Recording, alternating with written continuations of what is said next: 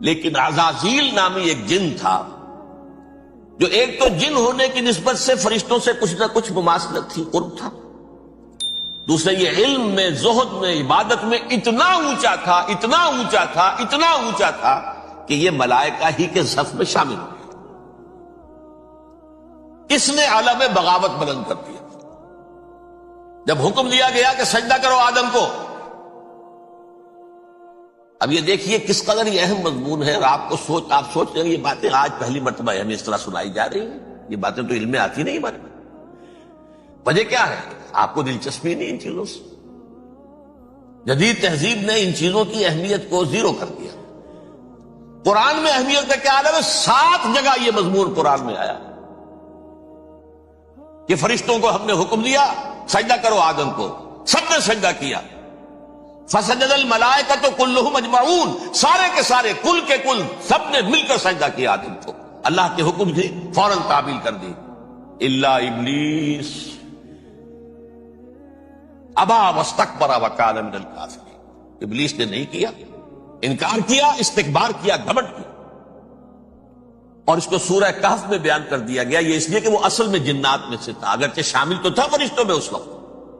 کانا من الجن ففسق عن امر ربہ، وہ اصل میں جنات میں سے تھا، اس وجہ سے وہ اپنے رب کے اس فیصلے کے خلاف کھڑا ہو گیا، سرکشی تھی اس میں۔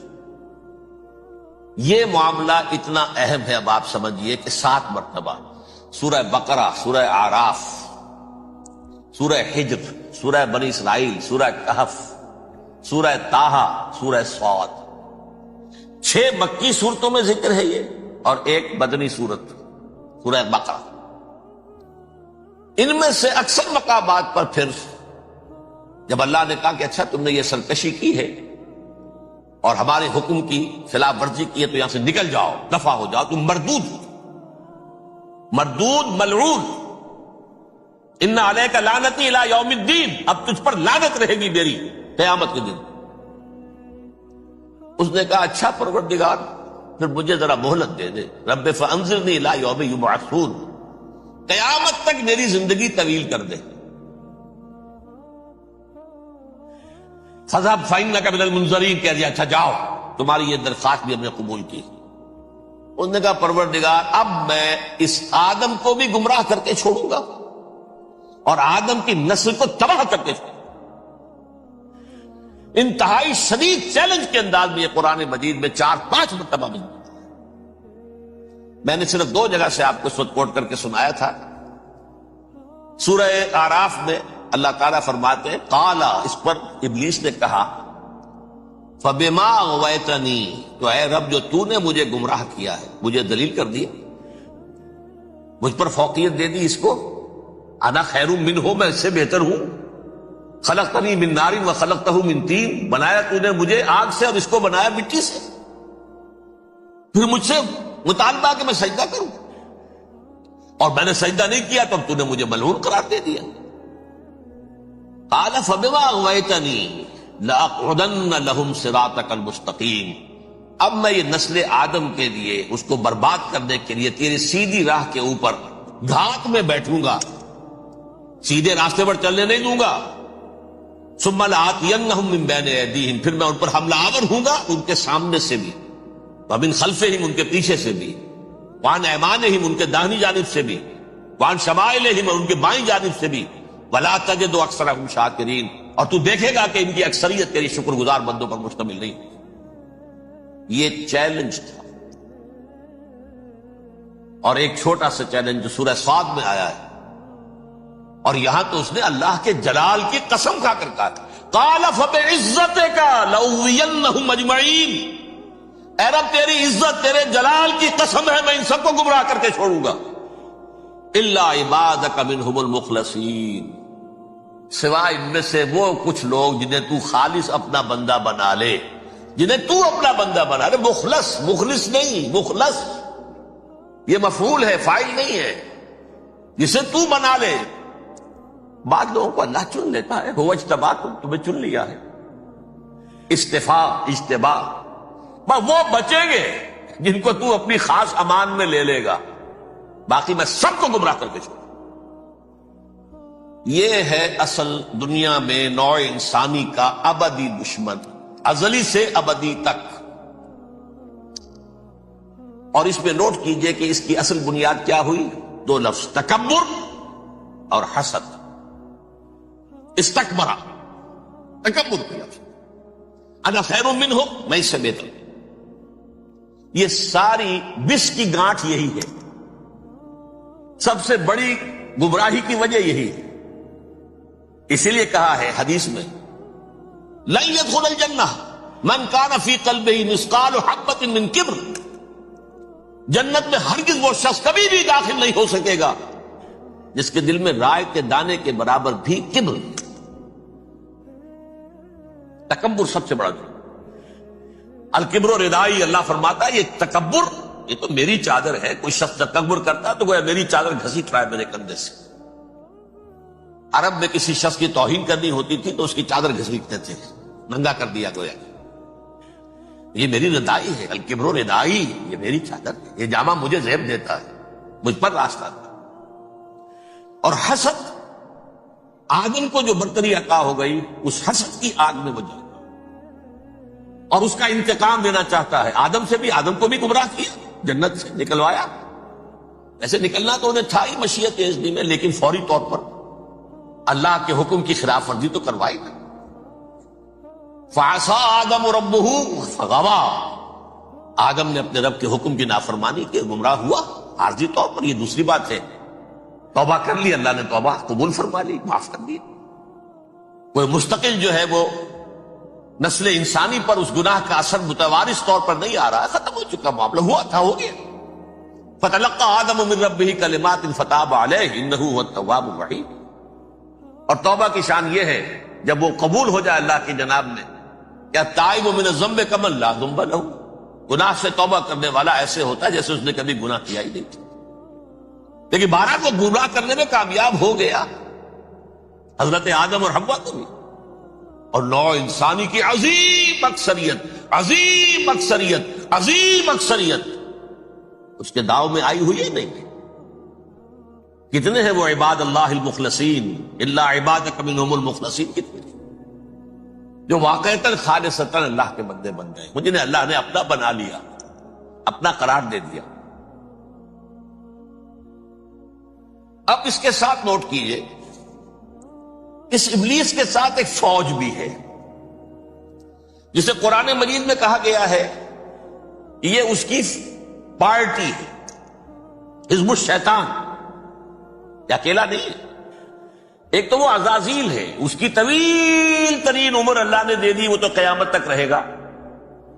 باقی بھی جنات جو ہیں ان کی نسل میں سے، یا اس کی نوع میں سے، اس کی نسل میں سے، جنات کی عمریں انسانوں کی عمروں سے زیادہ ہیں، بہت زیادہ ہیں، لیکن پھر بھی اتنی نہیں ہے۔ یہ خاص ہے اس کا معاملہ کہ اس نے کہا تھا رب انظرنی الی یوم یبعثون، مجھے دے دے مہلت اس وقت تک تاکہ میں ثابت کر کے دکھا دوں کہ جسے تو نے یہ خلافت دیا یہ اس کا اہل نہیں ہے۔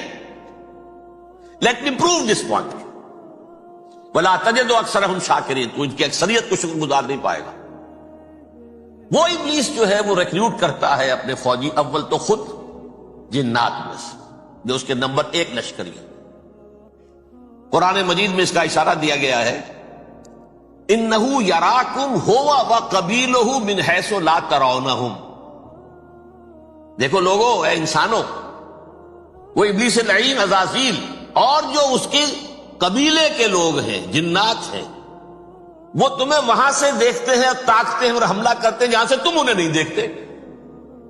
وہ غیر مرئی ہیں، انویزیبل ہے، تمہیں نظر نہیں آتے۔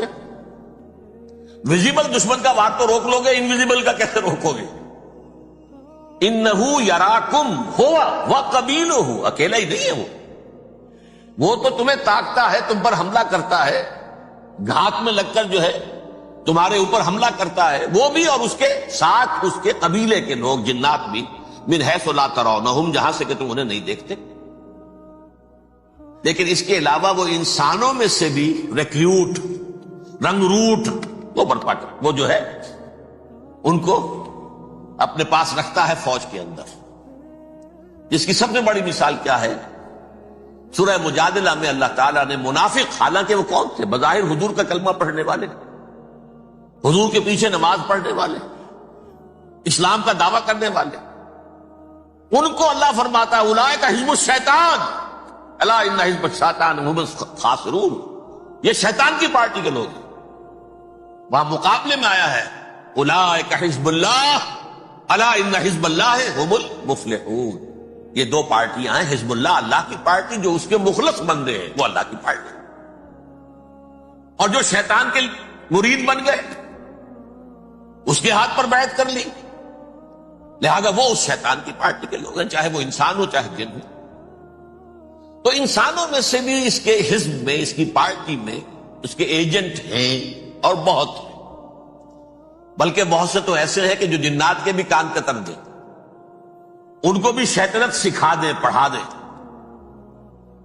لیکن اب ایک بات سمجھیے، ایک دنیا میں نسل اور قوم بھی ایسی ہے جو ایک خاص وقت سے بحیثیت مجموعی من حیث القوم ابلیس کی ایجنٹ بن گئی۔ وہ کون ہے؟ وہ یہودی۔ یہ یہودی قوم جو ہے، اس میں ایک تو کچھ یہ کہ ان کی فطرت کے اندر یہ تھا کہ ہم ہیں اصل انسان، باقی انسان جو ہے وہ انسان نما حیوان ہے، ان کی کوئی حیثیت ہی نہیں، ہم ہیں اصل انسان، نحن ابناء اللہ واحباؤ۔ باقی یہ جنٹائلز، یہ گوئمز، غیر یہودی، یہ تو حیوانات ہیں۔ اب جیسے کہ انسانوں کو حق ہے کہ حیوانوں کو ایکسپلائٹ کریں، استعمال کریں، گھوڑے کو آپ تانگے میں باندھتے ہیں کہ نہیں؟ اس کی پسینے کی اور محنت کی کمائی ہے جو کھاتا ہے تانگا چلانے والا۔ البتہ یہ ضرور ہے کہ چونکہ اگلے روز پھر جوتنا ہے تو کچھ نہ کچھ تو اسے بھی کھلائے گا نا، اپنی کمائی میں سے کچھ دانے کھلائے گا، کچھ اور گھاس دے گا، یا بیل کو جوتنا ہے ہل میں تو کچھ نہ کچھ اس کو دیتا ہوگا کھانے، لیکن پھر اسے استعمال کرنا۔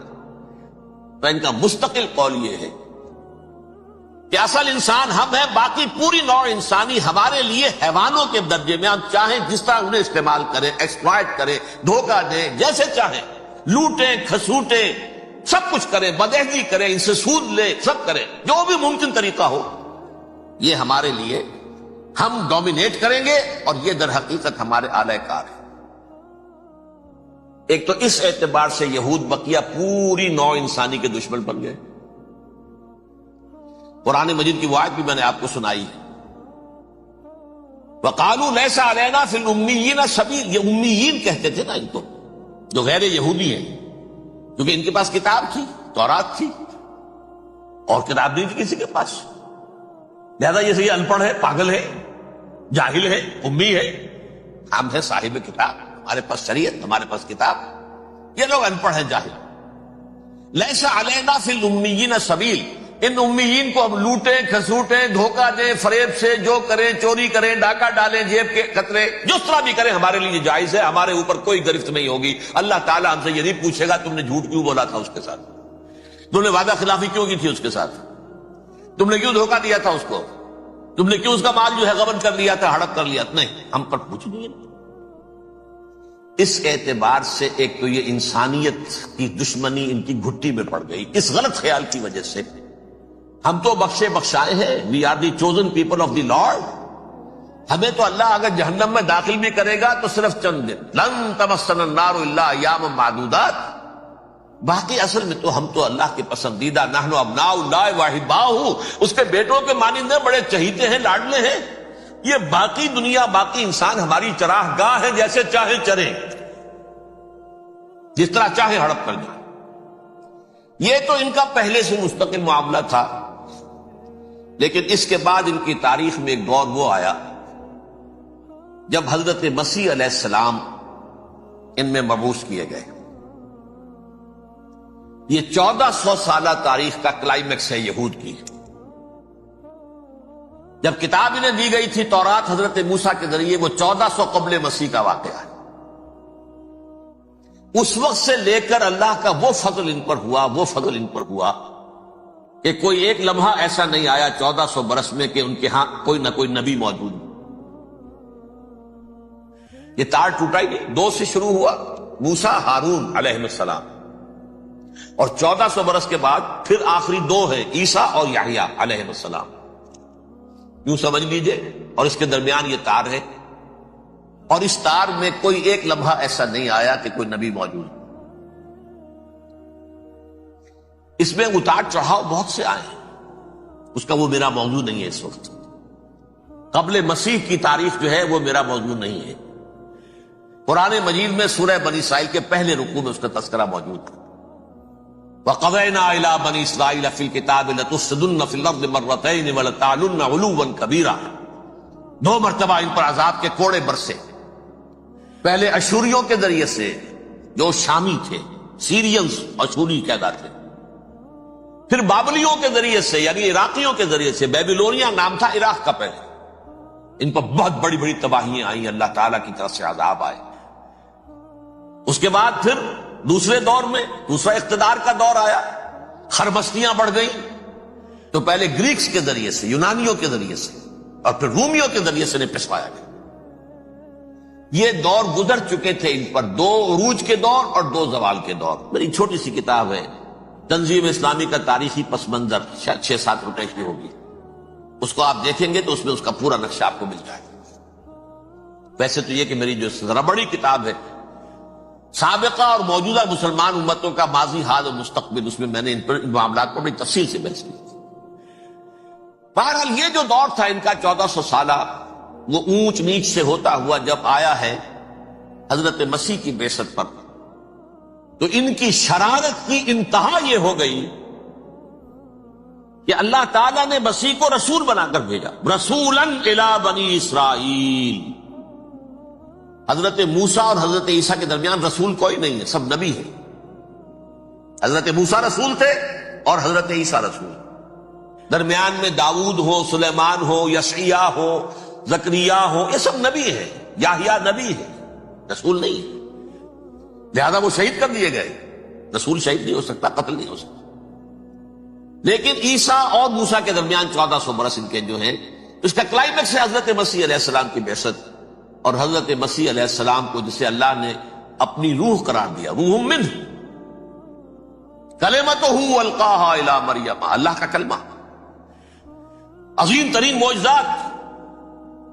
انہوں نے کیا کہا؟ یہ ولد الزنا ہے، حرام زادہ ہے، معاذ اللہ، نقل کفر نہ باشد، یہ جادوگر ہے، یہ مرتد ہے، یہ واجب القتل۔ اصل حکومت اس وقت رومیوں کی تھی حکومت، لیکن انہوں نے انہیں آٹونومی دے رکھی تھی، اپنے مذہبی معاملات تم خود طے کر سکتے۔ تو کائفاس جو اس وقت کا ان کا ہیڈ ربائی تھا سب سے بڑا، اس کی عدالت نے فیصلہ کیا مسیح کو سولی چڑھا دیا جائے۔ پائلیٹس پونٹس، اس کے پاس ان کی یادداشت پہنچ گئی، یہ ہمارا مجرم ہے مذہبی، یہ مرتد ہے، یہ کافر ہے، یہ جادوگر ہے، یہ واجب القتل ہے، اسے قتل کر دو، سولی چڑھا دو۔ خیر وہ لمبی بات ہو جائے گی، اس نے تو اپنے ہاتھ دھوئے کہ صاحب ہمارے پاس کوئی جرم نہیں ہے اس کے خلاف، تم کہتے تو ٹھیک ہے سولی چڑھا دے۔ یہ دوسری بات ہے کہ اللہ نے حضرت مسیح کو اٹھا لیا آسمان پر، ان کی جگہ وہ شخص سولی چڑھا جس نے غداری کر کے گرفتار کروایا تھا، جوڈاس اسکیریوٹ، اس کی شکل اللہ نے بدل دی حضرت مسیح کی سی، اور حضرت مسیح کو فرشتے اٹھا کے اوپر لے گئے، وہ زندہ آسمان پر اٹھا لیے گئے۔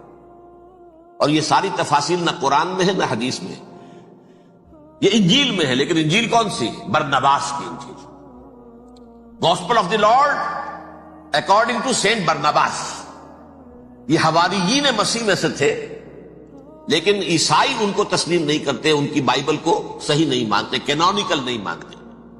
100 انجیلیں تھیں، 104 تھیں، جن میں سے 4 چنی ہیں انہوں نے، یہ متی اور جان اور مرقس مارکس، یہ ہے، تو یہ 4 انجیلیں ہیں، انہوں نے تسلیم کیے کہ یہ کینونیکلز ہیں، یہ تو ہیں حقیقی، باقی جو ہے 100 اس کو وہ تسلیم نہیں کرتے۔ ان میں سے ایک ہے یہ برنباس، اس میں یہ تفصیل ہے کہ اللہ تعالیٰ نے اس شخص کی، جیوڈاس کی، یہودا جیوڈاس اس کو انگریزی میں کہتے ہیں، اس کی شکل بدل دی حضرت مسیح کی سی، وہ گرفتار ہوا، وہ سولی چڑھا، وہ غدار تھا، غداری کی سزا اسے ملنی تھی، وہ مل گئی۔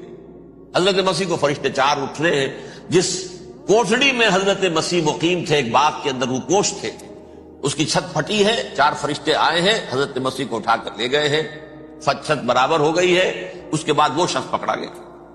بہرحال حضرت مسیح کو اللہ نے اٹھا لیا آسمان۔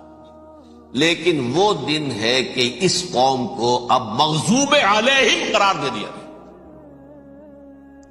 نوٹ کر دیجئے، اصل میں تو ہونا یہ چاہیے تھا کہ رسول کی جان کے در پہ جب کوئی امت ہو جاتی تھی تو اللہ کا قاعدہ یہ تھا کہ اس امت کو نسیہ منسیہ کر دیا جائے۔ حضرت نوح کی قوم کو ختم کیا یا نہیں؟ حضرت ہود کی نگاہوں کے سامنے قوم عاد برباد کی گئی یا نہیں؟ حضرت صالح کی نگاہوں کے سامنے قوم سمود برباد ہوئی؟ یہ اللہ کا قاعدہ رہا۔ سدوم اور عمورہ کی بستیاں حضرت لوط علیہ السلام جہاں بھیجے گئے، مدین کا علاقہ جہاں حضرت شعیب بھیجے گئے، آل فرعون جن کی طرف موسیٰ کو بھیجا گیا، سب ہلاک کر دیے گئے۔ کیونکہ رسولوں کے بارے میں اللہ کا ذات، نبیوں کے بارے میں یہ بات نہیں ہے۔ نبی آیا، اس نے دعوت دی، جس نے مان لیا اچھا کیا، اپنے لیے اچھا کیا، نہیں مانا اس کی اپنی جو ہے آپ برباد ہو گئی، دنیا میں کوئی فیصلہ اس کا نہیں ہوتا۔ لیکن رسولوں کا معاملہ یہ ہوتا ہے کہ دنیا میں وہ اللہ کی عدالت بن کر آتے ہیں، مانو گے تو بچو گے، نہیں مانو گے ہلاک کر دو۔ تو اس اعتبار سے وہ مستحق تو ہو چکے تھے اس کے کہ انہیں ہلاک کر دیا جائے۔ اب اللہ کی کوئی خصوصی مشیت ہے، اس میں کیا حکمت ہے، وہ ہے ایک حکمت، میں بعد میں اگر وقت ہوا تو بتاؤں گا۔ فیصلہ یہ کیا اللہ نے کہ حضرت مسیح کو تو اٹھا لیا زندہ، اور ان کی رسی ابھی مزید دراز کر دی، کہ ان کو ابھی مہلت دے دی کہ تمہیں آخری استیصال، جس کو عذاب اکبر کہتا ہے قرآن، سورہ سجدہ جو حضور ہر جمعے کی پہلی رکعت میں فجر میں پڑھتے تھے، وَلَنُذِيقَنَّهُم مِّنَ الْعَذَابِ الْأَدْنَىٰ دُونَ الْعَذَابِ الْأَكْبَرِ لَعَلَّهُمْ يَرْجِعُونَ۔ چھوٹے چھوٹے عذاب اور ایک بڑا عذاب، جبکہ قوم بالکل برباد، نسیم منسیہ، کأن لم یغنوا فیہا، ایسے ہو جائیں جیسے کوئی تھے ہی نہیں آبادیاں، لا یرا الا مساکنہم، اب ان کے مسکن نظر آتے، مکین نظر نہیں آتے۔ یہ عذاب اکبر جو ہے وہ ان پر نہیں آیا، حالانکہ وہ مستحق ہو گئے تھے اسی وقت۔ اس کو یوں سمجھیے کہ کسی شخص کو پھانسی کا حکم تو ہو جائے، ایگزیکیوشن نہیں ہوتا ہے، کئی سال گزر جاتے ہیں پڑے ہوئے، اور معاملات جو ہیں وہ چلتے رہتے ہیں۔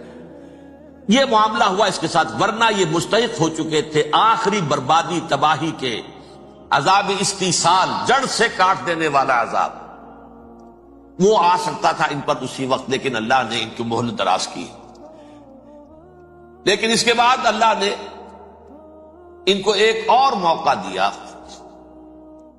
600 برس بعد حضرت مسیح کے، محمد الرسول اللہ صلی اللہ علیہ وسلم کی بعثت کی۔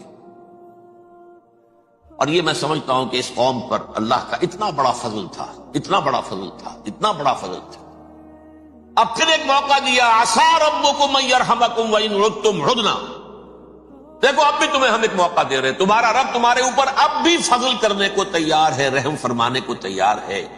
ان ھذا القرآن یہدی للتی ہی اقوم، اس قرآن کے سائے میں آ جاؤ، یہ شاہدرا ہے ہدایت میں آنے کا، اس میں داخل ہو جاؤ، محمد کی تصدیق کرو صلی اللہ علیہ وسلم، دامن محمدی میں آ جاؤ، اب بھی ہم تمہارے گناہ بخش دیں۔ لیکن نہیں، اس قوم نے حضرت محمد صلی اللہ علیہ وسلم کی دشمنی کی کمر کسی، اور اب یوں سمجھیے اس تاریخ سے لے کر آج تک یہ گٹھ جوڑ ہے۔ ظاہر بات ہے کہ ابلیس کا بھی اصل دشمن اب کون ہے، یا ہدف کون ہے، ٹارگٹ کون ہے؟ جنہوں نے محمد کو نہیں مانا صلی اللہ، وہ تو ہے ہی جہنمی، ان پر کوئی اور محنت کرنے کی ضرورت کیا ہے؟ سمجھ گئے میری بات؟ حضور کی بعثت کے بعد جنہیں حضور کو رد کر دیا، ان کو ایمان نہیں لائے، وہ کون ہے؟ کافر، وہ جہنمی ہے ہی ہے۔ لہذا اس کے اوپر کوئی محنت صرف کرنے کی ابلیس کو ضرورت نہیں، اس کا اصل ٹارگٹ امت محمد ہے صلی اللہ علیہ وسلم۔ وہ ساری نوع انسانی کی دشمنی اب آ کر مرکوز ہو گئی ہے امت محمد صلی اللہ علیہ وسلم کی دشمنی۔ اور اسی طرح یہود کا معاملہ، اگرچہ ویسے پوری نوع انسانی کے دشمن ہیں، انہیں حیوان سمجھتے، ان کی جان مال اپنے لیے مباح سمجھتے ہیں، جس طرح چاہیں لوٹیں کھسوٹیں کھائیں پیے ہی نہیں، لیکن اب ان کی بھی دشمنی کا سب سے بڑا مرکز امت محمد۔ کیوں؟ وہی تکبر اور حسد، وہی بیماریاں، انہیں تکبر یہ ہو گیا تھا کہ 2000 سال سے یہ نبوت ہماری میراث، ہماری جاگیر، بنو اسرائیل کے اندر سینکڑوں نبی آئے، 3 کتابیں اللہ نے ہمیں عطا کی، یہ کہاں سے آ گیا محمد صلی اللہ علیہ وسلم؟ معاذ اللہ ثم معاذ اللہ، یہ امیین میں سے، یہ جنٹائلز میں سے، یہ گوئنز میں سے، یہ حقیر ان پڑھ، کہاں ہم کہاں یہ نہیں تسلیم کریں گے۔ حالانکہ قرآن کہتا ہے یعرفونہ کما یعرفون ابناہم، ان کے علماء ایسے پہچانتے تھے حضور کو جیسے اپنے بیٹوں کو پہچانتے کہ یہ آخری نبی ہیں، لیکن تکبر اور حسد کی آگ میں جل گئے۔ اب ان کے بھی دشمنی کس سے ہے؟ محمد اور امت محمد صلی اللہ علیہ وسلم، یہ گٹھ جوڑ ہے۔ اب دیکھیے یہ ہے میری گفتگو کا اب تک کی گفتگو کا حاصل، یہ گٹھ جوڑ، ایک غیر مرئی دنیا، انویزیبل دنیا کا ابلیس لعین اور جنات میں سے اس کے لشکری فوج، انسانوں میں سے ویسے تو اور بھی بہت جگہ اس کے ایجنٹ ہیں، مسلمانوں میں بھی ہے، لیکن بحیثیت قوم، بحیثیت مجموعی، ایک پوری قوم، ایک پوری نسل جو ہے اس کے ساتھ گٹھ جوڑ ہے۔ ان دونوں کی گٹھ جوڑی کے ساتھ یہ دشمن دون ہیں انسانیت کے، پہلا دشمن ابلیس لعین، عزازیل لعین، اور دوسرے دشمن یہود ملعون۔ اب میں آپ کو ذرا اس جو انسانوں میں سے انسان دشمنی کا جن کا سب سے بڑا رول ہے، میں ان کی 2000 سالہ تاریخ کا آپ کے سامنے نقشہ رکھنا چاہتا ہوں۔ ان 1400 سال کا تو میں نے صرف 4 آپ کو پوائنٹس بتائے۔ موسیٰ سے عیسیٰ تک 1400 برس علیہ الصلوۃ والسلام، 2 مرتبہ عروج، 2 مرتبہ زوال، اشیریوں کے ہاتھوں پٹوائی، بابلیوں کے ہاتھوں پٹانا، گریکس کے ہاتھوں مرمت، رومنس کے ہاتھوں مرمت۔ یہ جو 2000 سال ہیں، کیونکہ اب تو ظاہر بات ہے 21ویں صدی شروع ہو گئی، 20 صدیاں حضرت مسیح کو پوری ہو گئی۔ پہلی بات نوٹ کیجئے، حضرت مسیح کی پیدائش ہے سن 1 قبل مسیح۔ یہ نکتہ آپ نے کبھی سنا ہے یا نہیں؟ جب ملینیم کا سلسلہ شروع ہوا تھا پچھلے سال تو میں نے بیان کر دیا تھا کہ ایک عجیب حساب کے اندر انہوں نے غلطی کی ہوئی ہے۔ حضرت مسیح کی پیدائش ہوئی 25 دسمبر کو، سن انہوں نے شروع کر دیا، جو اس کے بعد جنوری آئی تو پہلا سال شروع ہو گیا۔ اگر جنوری سے پہلا سال شروع ہوا تو یہ 6 دن جو ہے تو اس کے پچھلے سال میں تھے، لہذا کہا جائے گا کہ Jesus Christ was born 1 year before Christ, BC۔ تو 1 قبل مسیح میں حضرت مسیح کی پیدائش ہوئی۔ یہ آخری اسرائیلی نبی اور رسول۔ یہودی علماء کی مخالفت، دشمنی، سولی پر چڑھوا دینا میں بیان کر چکا ہوں۔ سن 33 عیسوی میں جبکہ حضرت مسیح کی عمر 33 برس تھی، اللہ تعالیٰ نے انہیں زندہ آسمان پر اٹھا لیا، لیکن یہودیوں نے اپنے خیال کے مطابق انہیں سولی پر چڑھوا دیا، ان کی موت واقع ہوئی۔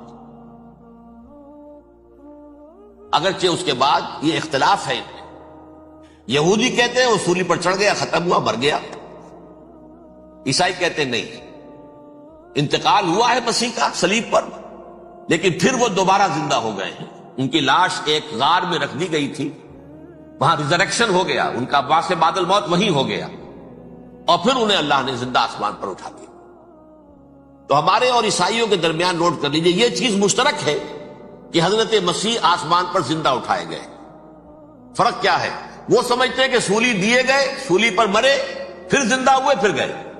ہم سمجھتے ہیں کہ نہیں، وما صلبوہ وما قتلوہ، انہوں نے نہ صلیب دے سکے انہیں اور نہ انہیں قتل کر سکے، بل رفع اللہ الیہ، اللہ نے اٹھا لیا۔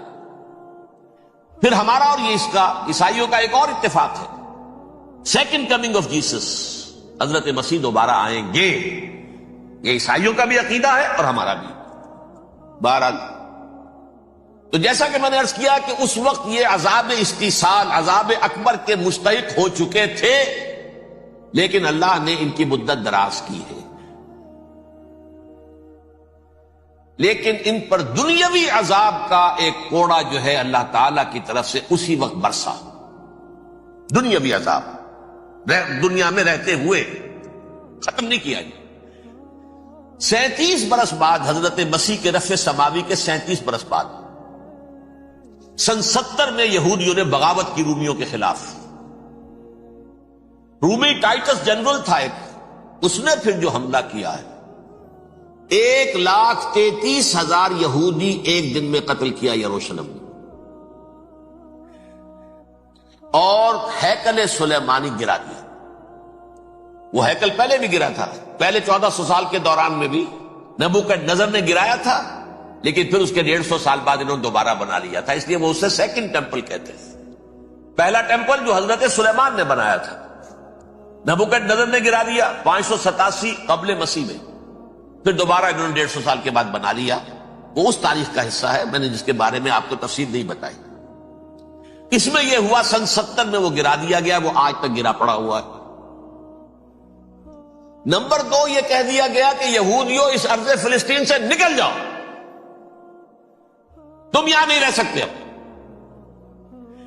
لہذا جس کا جہاں سینگ سمایا چلا گیا، یورپ میں چلے گئے، ایشیا میں آ گئے، عرب میں آ گئے، یہ 3 قبیلے جو رات بھی میں نے عرض کیا تھا، بنو قینقاع، بنو نذیر اور بنو قریظہ، یہ وہاں سے آ کے مدینے میں آباد ہو گئے۔ جس کا جہاں سینگ سمایا، افریقہ میں، ہندوستان میں، جہاں چلے گئے۔ ڈایاسپورا اسے کہتے ہیں، وہ آپ نوٹ کر دیجئے اس لفظ کو، ڈایاسپورا، ہمارا دور انتشار، جبکہ ہمیں ہماری اصل سرزمین تو فلسطین ہے، حضرت ابراہیم کا مسکن، حضرت اسحاق حضرت یعقوب کا مسکن فلسطین، یہ ہے ہماری اصل جاگیر، یہ تو ہماری جدی پشتی جاگیر ہے، لیکن یہاں سے نکال دیے گئے سن 70 عیسوی میں، اور وہاں سے لے کے 1917 تک ان کا ڈایاسپورا جاری رہا۔ یہ دور انتشار ہے۔ اس دور انتشار کے چند حصے ہیں جس کو میں چاہتا ہوں کہ آپ علیحدہ علیحدہ سمجھ لیں۔ دور انتشار کا جو پہلا جو ہے تقریباً 300 برس رومی حکمران تھے، وہ یہودیوں کے بھی دشمن تھے اور عیسائیوں کے بھی دشمن تھے۔ عیسائی اور یہودی ایک دوسرے کے بھی دشمن تھے، لیکن رومی سمجھتے تھے کہ یہ ایک ہی تھیلی کے چٹے بٹے ہیں۔ رومیوں کے نزدیک عیسائی بھی یہودیوں ہی کا ایک فرقہ تھے، کوئی علیحدہ مذہب تو تھا ہی نہیں۔ لہذا رومی جو ہیں رومنز، وہ ان دونوں کو ستاتے تھے، مارتے تھے، اور یہ آپس میں لڑتے تھے۔ یہودی عیسائیوں کو مارتے تھے، عیسائی یہودیوں کو مارتے تھے۔ یہ ہے 300 برس تک کی تاریخ۔ سن 300 عیسوی میں کیا ہوا؟ ایک معجزہ ہو گیا۔ بہت عظیم ایمپرر کانسٹینٹائن، قسطنطین اعظم، رومن ایمپررز میں سے بہت بڑا ایمپرر، وہ عیسائی ہو گئے۔ اب تو معاملہ بالکل تلپٹ ہو گیا، پوری سلطنت عیسائی ہو گئی۔ اب عیسائیوں کے عیش ہو گئے اور یہودیوں پہ مار پڑنی شروع ہوئی۔ اب عیسائیوں کا آپ خود سوچئے کہ جنہیں وہ خدا بنا بیٹھے ہیں، خدا کا بیٹا قرار دے رہے ہیں، ان کے قاتل کون؟ یہودی بدماش۔ لہذا ان کی وہ پٹائی شروع ہوئی ہے یورپ میں، پوری رومن امپائر میں، انہیں ذلیل کیا گیا، شہروں میں آمد بند، علیحدہ رہو، گھیٹوز کے اندر رہو۔ یہودی کا نام جو ہے وہ گالی بن گیا، جیسے آج بھی یہودی گالی کہتے ہیں، جیسے خنزیر کا لفظ، آخر وہ بھی اللہ کی مخلوق ہے، لیکن آپ کو معلوم ہے کوئی شخص زبان پہ نام نہیں لانا چاہتا خنزیر کا، سور کا، ہے تو مخلوق، وہ بھی ایک حیوان ہے۔ ایسے ہی ہے یہودی گالی، جھوٹ گالی۔ لہذا ایک طرف تو ان دونوں کے درمیان دشمنی، اس کو قرآن کہتا ہے وَأَغْرَيْنَا بَيْنَهُمُ الْعَدَاوَةَ وَالْبَغْضَاءَ، ہم نے ان کے مابین دشمنی جو ہے پیدا کر دی۔ اور جب یہ پوری سلطنت عیسائی ہو گئی تو قافیہ تنگ ہو گیا یہودیوں کا۔ اب آئیے 571 عیسوی، یعنی جبکہ ڈایاسپورا کو کتنا عرصہ ہو چکا تھا؟ 500 برس۔ سن 70 سے شروع ہوا نا ڈایاسپورا، جب ٹائٹس نے گرایا ہے ہیکل کو اور نکال باہر کیا انہیں فلسطین سے، بھاگ جاؤ یہاں ایک یہودی بھی نہیں رہے گا، فلسطین سے نکال دیے۔ اس کے پورے 500 برس بعد سن 571 عیسوی میں حضور کی پیدائش ہوئی، ولادت با سعادت محمد الرسول اللہ صلی اللہ علیہ وسلم۔ 610 میں آپ پر وحی کا آغاز ہوا، لیکن حضور کے ساتھ ان کا معاملہ کیا رہا؟ اول تو جبکہ حضور ابھی مکے ہی میں تھے، یہودیوں نے ریشہ دوانیاں شروع کر دی حضور کے خلاف۔ قریش مکہ کو سکھاتے تھے، پڑھاتے تھے، ان سے یہ پوچھو، ان سے یہ پوچھو، یہ اس طرح تنگ کرو، ان سے یہ امتحان لو، یہ آپ کے علم میں ہے۔ سورہ بنی اسرائیل میں، سورہ کہف میں وہ سوالات، جو امتحانی سوالات آئے تھے، ذوالقرنین کون تھا، اصحاب کہف کون تھے، تم رسول بنے پھرتے ہو تو بتاؤ، اور یہ روح کی حقیقت کیا بتاؤ۔ یہ ساری ریشہ دوانیاں کر رہے تھے بیٹھے ہوئے، ابھی وہیں پر حضور ابھی پہنچے بھی نہیں۔ ہجرت فرما کر حضور تشریف لے آئے تو حضور نے، جسے ماسٹر سٹروک کہا جائے گا، یعنی اسٹیٹس مین شپ کا ماسٹر سٹروک، آپ نے مدینے میں آتے یہودیوں کے ساتھ پیکٹ کر دیا، جوائنٹ ڈیفنس پیکٹ آف مدینہ، کہ اگر مکے والے ہم پر حملہ کریں گے تو ہم مل جل کر ایک قوم کی حیثیت سے مقابلہ کریں گے۔ یہ میثاق مدینہ کہلاتا ہے، جس کے بہت غلط معنی پہنائے جا رہے ہیں آج کل۔ بہرحال میں موضوع میرا چونکہ یہ نہیں، میں ادھر نہیں جاؤں گا۔ لیکن ہوا کیا، ہر مرتبہ یہ خیانت کے مرتکب ہوئے، ان نے جو عہد کیے تھے ان سے پھرے، اندر ہی اندر سازش، ریشہ دوانی، حضور کی بدترین دشمنی۔ سورہ نساء کی آیت نمبر 12 میں، 14 میں، 13 میں فرمایا ہے، لا تزال تطلع علی خائنۃ منہم، اے نبی ہمیشہ آپ کے علم میں ان کی طرف سے خیانتیں، بددیانتیاں آتی رہیں گی، اور بار بار وہ مسلسل جنگ کی آگ بھڑکاتے تھے، قریش کو دعوت دیتے، آؤ آؤ آؤ ہم اندر سے بغاوت کر دیں گے، تم آؤ تو صحیح، ختم کریں محمد کو اور اہل ایمان کو صلی اللہ علیہ وسلم رضی اللہ تعالی عنہ اجمعین۔ لیکن پھر جب وہ آتے تھے تو یہ دبک جاتے تھے، ان میں ہمت نہیں تھی، میدان کے مرد نہیں رہے تھے۔ یہ سورہ حشر میں ان کا نقشہ کھینچا گیا ہے، کھلے میدان میں مقابلے کی اس کے اندر صلاحیت ہی نہیں۔ یہ تو فصیلوں کے پیچھے سے، جیسے عورتیں کہیں دیہات میں لڑائی ہوتی ہے تو مرد جو ہے گلیوں میں لڑتے ہیں، عورتیں اوپر سے پتھر پھینکتی ہیں، بس وہ کام یہ کر سکتے تھے، من ورائے جدر، فصیلوں کے پیچھے سے، جنگ میں میدان میں نہیں آ سکتے۔ بہرحال قرآن مجید میں ہے یہ، سورہ مائدہ کی آیت نمبر 64، کلما اوقدوا نارا للحرب اطفاها اللہ، اکثر و بیشتر مواقع پر تو یہ جب آگ بھڑکاتے تھے جنگ کی، اللہ اسے بجھا دیتا تھا۔ لیکن بہرحال اس کے باوجود جنگیں ہوئی، غزوہ بدر، غزوہ احد ہوئی کہ نہیں، یہ ساری اس اصل شرارت میں، اور اس کے نتیجے میں حضور نے پھر ایک ایک کر کے 3 قبیلوں کو سزا دی۔ غزوہ بدر کے فوراً بعد بنو قینقاع نکالے گئے، غزوہ احد کے فوراً بعد بنو نذیر نکالے گئے، اور غزوہ احزاب کے بعد بنو قریظہ نکال دیے گئے۔ یہ تو میں نے آپ کے سامنے رکھ دیا صرف حضور کے زمانے میں ان کا کیا رویہ رہا، دشمن۔ رات بھی ہم نے وہ آیت پڑھی تھی، لَتَجِدَنَّ أَشَدَّ النَّاسِ عَدَاوَةً لِلَّذِينَ آمَنُوا الْيَهُودُ وَالَّذِينَ أَشْرَكُوا، اہل ایمان کی دشمنی میں شدید ترین تم پاؤ گے یہودیوں کو اور مشرکین، مشرکین بھی بعد میں ہے، پہلے یہودی۔ حضور کے بعد کیا ہوا اب یہ نوٹ کیجئے، یہ ان کی تاریخ کا دوسرا دور ہے۔ حضرت عمر رضی اللہ تعالی عنہ کا عہد خلافت ہے، بیت المقدس کا محاصرہ کیا گیا، فصیل بڑی اونچی، شہر اندر سے سیلف سفیشنٹ، حملے کا راستہ کوئی نہیں، محاصرہ طول کھینچ رہا ہے، لیکن ان کے پاس رسد بھی موجود ہے، پانی بھی موجود ہے، وہ دروازے بند کر کے بیٹھے ہوئے۔ بالآخر اللہ تعالیٰ کی مشیت کا ظہور کیسے ہوا، ان کے کچھ علماء آئے فصیل پر، کہا دیکھو مسلمانوں، تم قیامت تک بھی یہاں پڑے رہو گے محاصرہ کر کے، ہمارا یہ شہر فتح نہیں ہوگا۔ ہاں ایک درویش بادشاہ کے ہاتھوں یہ شہر فتح ہونا ہے، لیکن تمہارے اندر ہمیں وہ نظر نہیں آ رہا۔ ابو عبیدہ بن الجراح رضی اللہ تعالی عنہ، امین هذه الامہ، ان کا فوراً ذہن گیا، وہ درویش بادشاہ مدینے میں بیٹھا ہوا ہے، عمر رضی اللہ تعالی۔ اب ایک اور عمر بھی ہے جو قندھار میں بیٹھا ہے، نقشہ وہی ہے، سادگی کی حد تک نقشہ وہی، بالکل وہی، اپنی آنکھوں سے دیکھا وہی سادگی۔ عمر اول، عمر ثانی تھے عمر بن عبد العزیز۔ اب ایک اللہ کے فضل سے اللہ تعالیٰ ایدہ اللہ بنصرتہ، اللہ تعالیٰ ان کی نصرت فرمائے، دشمنوں کو ان کے مقابلے میں نیست و نابود کرے۔ انہوں نے ریکویسٹ بھیج دی کہ حضور تشریف لائیے، یہ شہر فتح ہو جائے گا۔ وہ ہے سفر تاریخی، اتنا طویل سفر، تقریباً 700 میل، ایک اونٹ، ایک خادم، ایک منزل پہ امیر المومنین اوپر بیٹھے، خادم آگے چل رہا ہے، اگلی منزل پہ خادم اوپر بیٹھا ہے، امیر المومنین آگے جا رہا ہے۔ اور جب پہنچے ہیں تو وہ باری تھی خادم کی، انہیں ہاتھ جوڑ دیا، حضور خدا کے لیے تم کیا کہیں گے لوگ، وہ میرا برا حال کر دیں گے، تمہیں شرم نہیں آئی؟ امیر المومنین پیدل آگے چل رہے ہیں نکیل پکڑ کر، اور تم بیٹھے ہو اوپر براجمان ہو۔ حضرت عمر فرمایا الدور دورک، نہیں باری تمہاری ہے، بیٹھ۔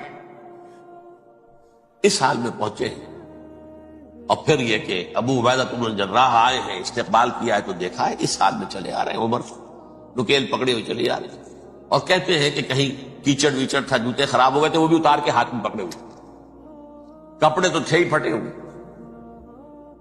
انہوں نے کہا کہ حضرت ابو عبیدہ نے، دیکھیے یہ بڑا متمدن ملک ہے، بڑا مہذب علاقہ ہے یہ، آپ ذرا حلیہ اپنا دوست فرما لیں تب کیا کہ پیش ہم آپ کو کریں گے۔ آپ نے فرمایا نحن قوم اعزنا اللہ بالاسلام، ہم وہ قوم ہیں جنہیں اللہ نے عزت دی ہے اسلام کے ذریعے سے، کپڑوں کے ذریعے سے، دولت کے ذریعے سے۔ اسی حال میں گئے ہیں، اوپر سے انہوں نے کھڑے ہو کر نشانیاں دیکھی ہیں، اپنی کتابیں کھولی، ہاں یہ وہی ہے، اچھا لو جی سرنڈر، شہر تمہارے ہاتھ میں۔ خون کا ایک قطرہ نہیں بہا اور بیت المقدس فتح ہوا۔ لیکن اس وقت حضرت عمر نے ایک نرمی یہ کی کہ یہودیوں کے لیے بھی اسے اوپن سٹی قرار دے دیا۔ یہ احسان عظیم حضرت عمر کا، اس سے پہلے یہودی آ ہی نہیں سکتا تھا، داخل ہی نہیں ہو سکتا تھا، وہاں وہ آ کر وزٹ نہیں کر سکتا تھا، زیارت نہیں کر سکتا تھا اپنے مقدس مقامات کی۔ حضرت عمر نے یوں سمجھیے کہ تقریباً 550 برس کے بعد ان کے لیے راستہ کھولا ہے کہ ہاں تم آ سکتے ہو، زیارت کر سکتے ہو۔ لیکن یہ عیسائیوں نے لکھوایا معاہدے کے اندر، انہیں یہاں آپ آباد ہونے کی اجازت نہیں دیں گے، لیکن کم وزٹ دی پلیسز، دیکھیں زیارتیں کریں اور جائیں۔ یہ معاہدہ حضرت عمر کا ہے رضی اللہ تعالیٰ، جو پھر خلافت راشدہ کے بعد بنو امیہ نے بھی اس کو آنر کیا، بنو عباس نے کیا، پھر جو ہمارے یہ ترکوں میں اندر خلافت آئی تو ترک خلفاء نے بھی اس معاہدے کی پوری پابندی کی۔ فلسطین میں آ سکتے ہیں یہودی صرف زائرین کی حیثیت سے، وہاں آباد نہیں ہو سکتے۔ اب آئیے اگلا دور آیا حضرت عثمان کا دور خلافت۔ یہ ہے وہ وقت کہ اب یہود نے امت مسلمہ کی پیٹھ میں چھرا ٹھوکا۔ وہ کیسے؟ ایک یہودی عبداللہ ابن سبا اسلام کا لبادہ اوڑھ کر آ گیا، معاشرے کا جائزہ لے لیا، ان میں بنو ہاشم اور بنو امیہ میں جو پرانی کشاکش تھی اس کے کچھ نہ کچھ جراثیم باقی ہیں، اگر ان کو ذرا بھڑکا دے تو مسلمانوں میں انتشار پیدا ہو۔ کہا یہ عثمان کون ہے؟ یہ تو بنو امیہ میں سے ہے، یہ حق تو بنو ہاشم کا ہے، خلافت ان کے پاس ہونی چاہیے، محمد کے تو رشتہ دار وہ ہے صلی اللہ علیہ وسلم۔ عوام الناس کے اندر بات پھیلنی شروع ہوئی، پھر ایک بڑی سازش کے انداز میں حضرت عثمان کے خلاف پروپیگنڈا، حضرت عثمان کے جو عاملین تھے، گورنر تھے، ان کے خلاف پروپیگنڈا، اور ایسی ہوشیاری کرتے تھے کہ کوفے میں کوفے کے حاکم کے خلاف کچھ نہیں کہنا، اجی مصر میں یہ ہو رہا ہے، اجی شام میں یہ ہو رہا ہے، اجی یہ جو عثمان ہے وہ یہ کر رہا ہے، یہ ظلم ہو رہا ہے، یہ لوٹ مار ہو رہی ہے، یہ خیانتیں ہو رہی ہیں۔ اب نہ تو اس زمانے میں مینز آف کمیونیکیشن، کیسے تصدیق کریں گے؟ افواہیں تو آپ آج کراچی کے اندر شروع ہو جائے تو پتہ نہیں چل سکتا کسی کو کہ کیا اس میں صداقت ہے کیا جھوٹ ہے، اور بری بات جو ہے فطرت انسانی کی کمزوری ہے، وہ فوراً قبول کرتا ہے، کسی کے بارے میں اچھی بات ماننے کو تیار نہیں ہوتا، لیکن بری بات تو فوراً تیار ہے۔ بہرحال یہ فتنہ انہوں نے اٹھایا، حضرت علی کی الوہیت کا فتنہ اٹھایا، حضرت عثمان کے خلاف الفتنۃ الکبریٰ برپا کیا، حضرت عثمان شہید ہوئے۔ اس کے بعد 5 برس تک مسلمان ایک دوسرے کی گردنیں کاٹتے رہے، باہمی خانہ جنگی ہوئی، امت کو وہ زخم لگایا ہے جو آج تک جس سے خون رس رہا ہے۔ یہ شیعان عثمان اور شیعان علی تھے جو بعد میں پھر سنی اور شیعہ ہو، اور آج تک فتنہ کس نے جگایا؟ ایک عبداللہ ابن سبا یہودی اور اس کے کارندے، شیطان کا ایجنٹ، اور انسانوں میں سے بھی اس کے جو بھی حواریین تھے اور شیطانوں کے اندر سے بھی تھے، انہوں نے بھی اس آگ کو بھڑکایا۔ یہ آپ سوچ لیجئے کہ یہ کس نے وہ زخم لگایا؟ یہودی۔ اگلا دور آیا، خلافت راشدہ ختم ہوئی، بنو امیہ کا بھی دور کافی گزر گیا۔ طارق ابن زیاد 712 عیسوی میں حملہ کرتے ہیں اسپین پر۔ اسپین اس وقت عیسائیت کا بہت بڑا گڑھ، بڑے کٹر ترین عیسائی جو ہے وہ اسپین میں تھے، لہذا یہودیوں کی وہاں بہت پٹائی ہوتی تھی، بہت پٹائی ہوتی، میں بتا چکا ہوں، دشمنی تھی ان کی چلی آ رہی تھی عیسائیوں کے ہاتھوں یہودیوں کی۔ وہ تو سن 300 عیسوی سے ایمپرر کانسٹنٹائن کے بعد سے شروع ہو گئی تھی۔ اس حوالے سے یہودیوں نے اس وقت چالاکی یہ برتی، کچھ راستے واسطے بتائے، کچھ مدد کی طارق ابن زیاد کی۔ طارق ابن زیاد نے انہیں اپنا محسن سمجھا، ہسپانیہ فتح ہو گیا تو یہودی چونکہ محسنین کی فہرست میں آ چکے تھے، انہیں بہت اقتدار نصیب، بڑی سپورٹ مسلمانوں نے دی۔ ان کے بڑے بڑے علماء جو اسی دور کے اندر پیدا ہوئے، بڑے بڑے تھنکرز ان کے اسی دور میں پیدا ہوئے۔ بن گوریون جو کہ ایک وزیر اعظم تھا اسرائیل کا، اس نے یہ لکھا ہے اپنی کتاب میں، Muslim Spain was the golden era of our diaspora. وہ ڈائسپورا جو 70 عیسوی سے شروع ہوا تھا اور 1917 عیسوی تک جاری رہا ہے، اس میں سے گولڈن ایرا ہمارا جو تھا وہ مسلم اسپین کا۔ ہسپانیہ میں بیٹھ کر ہم نے عیش کیے، لیکن وہاں سے انہوں نے اور جو کچھ کیا، یہ تو داستان کے تو بہت سے گوشے ہیں، لیکن میں جس اسٹریٹ لائن میں چل رہا ہوں اس کے اعتبار سے ایک بات سمجھ لیجیے، وہاں بیٹھ کر انہوں نے اب عیسائیت کی پیٹھ میں چھرا گھونپا، پروٹیسٹنٹ مذہب پیدا کیا، تقسیم کر دیا، جیسے شیعہ سنی کی تقسیم عبداللہ ابن سبا، رومن کیتھولک اور پروٹیسٹنٹ کی تقسیم یہودی علماء۔ ہوتا کیا تھا؟ ہسپانیہ کی یونیورسٹیاں ہیں، کارڈووا میں ہے، ٹولیڈو میں ہے، گریناڈا میں ہے، غرناطہ، قرطبہ، تولیتلا، اور وہاں آتے تھے لوگ، فرانس سے چلے آ رہے ہیں نوجوان پڑھنے کے لیے، جرمنی سے چلے آ رہے ہیں، اٹلی سے چلے آ رہے ہیں، تین ہی ملک قریب ترین پڑھتے ہیں سینٹرل جو یورپ کے ہیں۔ یہاں پر جو ہے وہ اسلام جو نور پھیلا رہا تھا اس سے بھی مستفیض ہوئے، جہالت کے جو ہے پردے ان کے وہ چھٹے، اس کے ساتھ ہی وہ یہودی وہاں ان کے اندر جو جراثیم داخل کر رہے تھے وہ اس عیسائیت کے خلاف بغاوت، جو اس وقت دنیا میں عیسائیت اس وقت تھی، پوپ کا راج تھا دنیا میں اس وقت۔ یورپ میں جو عیسائیت تھی اس میں ایک طرف بادشاہ تھے، لیکن بادشاہوں کی حیثیت وہاں پر یوں سمجھ لیجئے کٹ پتلیوں کی تھی، اصل قوت پوپ کے ہاتھ میں تھی۔ اور پوپ کو انہوں نے جیسے قرآن نے کہا اتخذوا احبارهم ورهبانهم اربابا من دون اللہ، کیونکہ سینٹ پال نے شریعت موسوی ساقط کر دی تھی تو اب شریعت تھی ہی نہیں، پوپ کو اختیار تھا جس چیز کو چاہے حلال قرار دے دے، جس چیز کو چاہے حرام قرار دے دے۔ اتخذوا احبارهم ورهبانهم اربابا من دون اللہ۔ انہوں نے کہا صاحب یہ پوپ کس بلا کا نام ہے، یہ بھی انسان ہے۔ بات تو ٹھیک تھی نا، اصل حیثیت تو کتاب کی ہونی چاہیے، ڈیوائن بک، دی ریویلڈ اسکرپچر، لہذا یہ کتاب ہر شخص پڑھ سکتا ہے۔ کوئی پوپ کے باپ کو جو ہے کوئی اس کے لیے پروپرائٹری رائٹس تو نہیں ہے کہ صرف پوپ پڑھ سکتا ہے یا پادری پڑھ سکتے ہیں، ہم بھی پڑھ سکتے ہیں، ہم بھی سمجھ سکتے ہیں۔ یہ باتیں تھی کہ جن کو بڑھا چڑھا کر بیان کر کے اور پوپ کا اقتدار ختم کرا دیا اور توجہ مرکوز کر دی بائبل کی طرف۔ اب بائبل میں بڑا حصہ تو اولڈ ٹیسٹامنٹ کا ہے۔ نتیجہ کیا ہوا؟ یہود کی عظمت پروٹیسٹنٹس کے نزدیک مسلم ہو گئی۔ اصل قوم تو یہ ہے، وہ دشمنی بدلی کہ نہیں بدلی؟ موسیٰ کے امتی یہ ہے، تورات موسیٰ کو دی گئی، ابراہیم کی نسل یہ ہے، لہذا وہ جو دشمنی تھی، جو عداوت تھی کہ ہمارے خدا کو سولی چڑھانے والے ہیں یہ بدماش، اس کا ازالہ ہوا۔ اس پروٹیسٹنٹ مذہب کے نتیجے میں یہ میں اب آپ کو بتاتا ہوں کہ ایک نتیجہ وہ نکلا ہے جسے برٹرنڈ رسل نے بیان کیا ہے. اس کی کتاب ہے ان پریز آف آئیڈلنس، صفحہ 108. وہ لکھتا ہے the Christians retaining the Judaic belief in special revelation added to it the Roman desire for worldwide domination and the Greek taste for metaphysical subtleties. The combination produced the most fiercely persecuting religion that the world has yet known. یہ تین چیزیں آ کر عیسائیت میں مل گئی.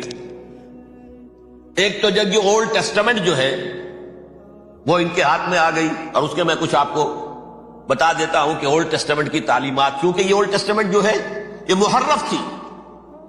اصل تورات تو گم ہو گئی تھی 587 قبل مسیح میں، جب پہلی مرتبہ ہیکل جو ہے تباہ ہوا ہے، اس وقت ختم ہو گئی تھی. اس کے کوئی 150 سال کے بعد انہوں نے یادداشتوں سے مرتب کر کے لکھی ہے. اب اس میں ان کے اپنے خیالات، اپنے امانی، اپنی توجیحات وہ شامل ہو گئی. لہذا میں آپ کو حوالے دیتا ہوں اس کتاب کے اندر مظالم کی جو تعلیم دی گئی ہے. اہل کتاب نے اپنے مظالم قتل عام کے جواز کے لیے تورات میں تبدیلیاں کی اور پیغمبروں پر دہشت ناکی اور بدترین حرام کاری کے الزامات لگائے. سنیے، پہلا حوالہ ہے یہ گنتی باب 31 آیات 17-18.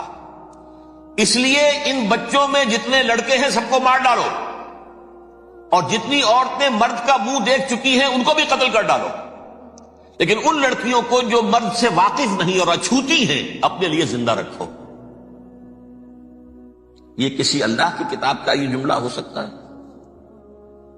کسی ریویل بک کا؟ اور سنیے، یہ ہے استثناء ڈیٹرانومی باب 20 آیت 16-18. پر ان قوموں کے شہروں میں جن کو خداوند تیرا خدا میراث کے طور پر تجھ کو دیتا ہے، کسی ذی نفس کو جیتا نہ بچا رکھنا، جیسا خداوند تیرے خدا نے تجھ کو حکم دیا بالکل نیست کر دے. مرد، عورتیں، بچے، بوڑھے سب ختم. یہ کتاب مقدس ہے. اور سنیے، سیموئیل باب 27 آیت نمبر 9. اور داؤد نے اس سرزمین کو تباہ کر ڈالا اور عورت مرد کسی کو جیتا نہ چھوڑا. نمبر 4، ان سب آباد شہروں کو ماں، عورتوں اور بچوں کے بالکل نابود کر ڈالا. کتاب استثناء باب 3 آیت 6. یہ ہے جو کہہ رہا ہے برٹرنڈ رسل. کرسچینٹی میں آ کر بھی تین چیزیں شامل ہو گئی. ایک تو یہ باربیرین یہ تعلیم جو ہے، اور یہ مذہب کے نام پہ تعلیم، یہ کتاب مقدس کی تعلیم. نمبر 2، رومنز کے اندر جو ایک تمنا تھی ورلڈ ڈومینیشن کی، وہ عیسائیت کے اندر آ گئی. اس لیے کہ پوری رومن امپائر جو ہے عیسائی ہو گئی. اسے وراثت کے اندر ورلڈ ڈومینیشن کی جو ایک تمنا تھی وہ مل گئی. اور پھر یہ کہ انہوں نے جو توہمات تھے یونانیوں کے، ان کو بھی اپنے ہاں مختلف شکلوں کے اندر جمع کر لیا. ان تین چیزوں کا the combination produced the most fiercely persecuting religion that the world has yet known. جس کے نتیجے میں دنیا میں تاریخ انسانیت کے اندر جو بدترین خونخوار ترین مذہب ہو سکتا ہے وہ شکل عیسائیت نے اختیار کی. اور اس کا مظہر عتم کیا تھا؟ نوٹ کیجیے، صلیبی جنگیں. ایک بات ٹائم ٹیبل کے اعتبار سے نوٹ کر لیجئے گا. فرسٹ ملینیم ختم ہوا، سیکنڈ شروع ہوا. ان کے 1000 سال ختم ہوئے تو 11ویں صدی میں سیکنڈ ملینیم شروع ہوا، تو پہلی صلیبی جنگیں ہوئی. لاکھوں مسلمان قتل ہوئے. صرف یروشلم کے اندر اتنا خون بہایا، اتنا خون بہایا کہ خود ان کے ہسٹورینز لکھتے ہیں کہ جب ان صلیبیوں نے، جب گھوڑوں کے ساتھ وہ چل رہے تھے گلیوں میں، تو ان کے گھوڑوں کے گھٹنوں تک خون کی ندی بہ رہی تھی. جہاں سے گزرے ختم کرتے چلے گئے، آبادیاں کی آبادیاں ختم. اگرچہ اس کروسیڈ میں گیہوں کے ساتھ گھن بھی پسا، یہودی بھی بہت مارے گئے. یہ فرانس سے، جرمنی سے جب یہ کروسیڈرز آ رہے تھے 3000 میل کا سفر طے کر کے آئے تھے. سوچئے تو صحیح. اربن ثانی پوپ جو تھا آگ لگا دی تھی اس نے پورے یورپ کے اندر. سڑک سے ڈوب مرو, تمہارے مقدس علاقے مسلمانوں کے ہاتھ میں, انفیڈلز, یہ کافر, یہ مرتد, یہ ملحد. مسیح جہاں پیدا ہوا, مسیح کو جہاں سولی دی گئی, وہ کہاں ہے؟ ان کے ہاتھ میں. وہ آگ لگائی ہے, 3000 میل کا فاصلہ طے کر کے یہ نو قوم آئی ہے. اب جو تباہی بچائی ہے تاریخ انسانی میں ایسی بربریت کی کوئی مثال. اور یہ ان کے اپنے ہسٹورینز لکھتے ہیں شرک کے بارے میں. ایسے محسوس ہوتا ہے جیسے ان کی گردنیں جھکی جا رہی ہوں لکھتے ہیں. اب آگے چلیے. یہ جو بغاوت ہوئی پوپ کے خلاف, اس میں نوٹ کیجئے تاریخی اعتبار سے سب سے پہلے بغاوت کرنے والا ملک انگلستان تھا.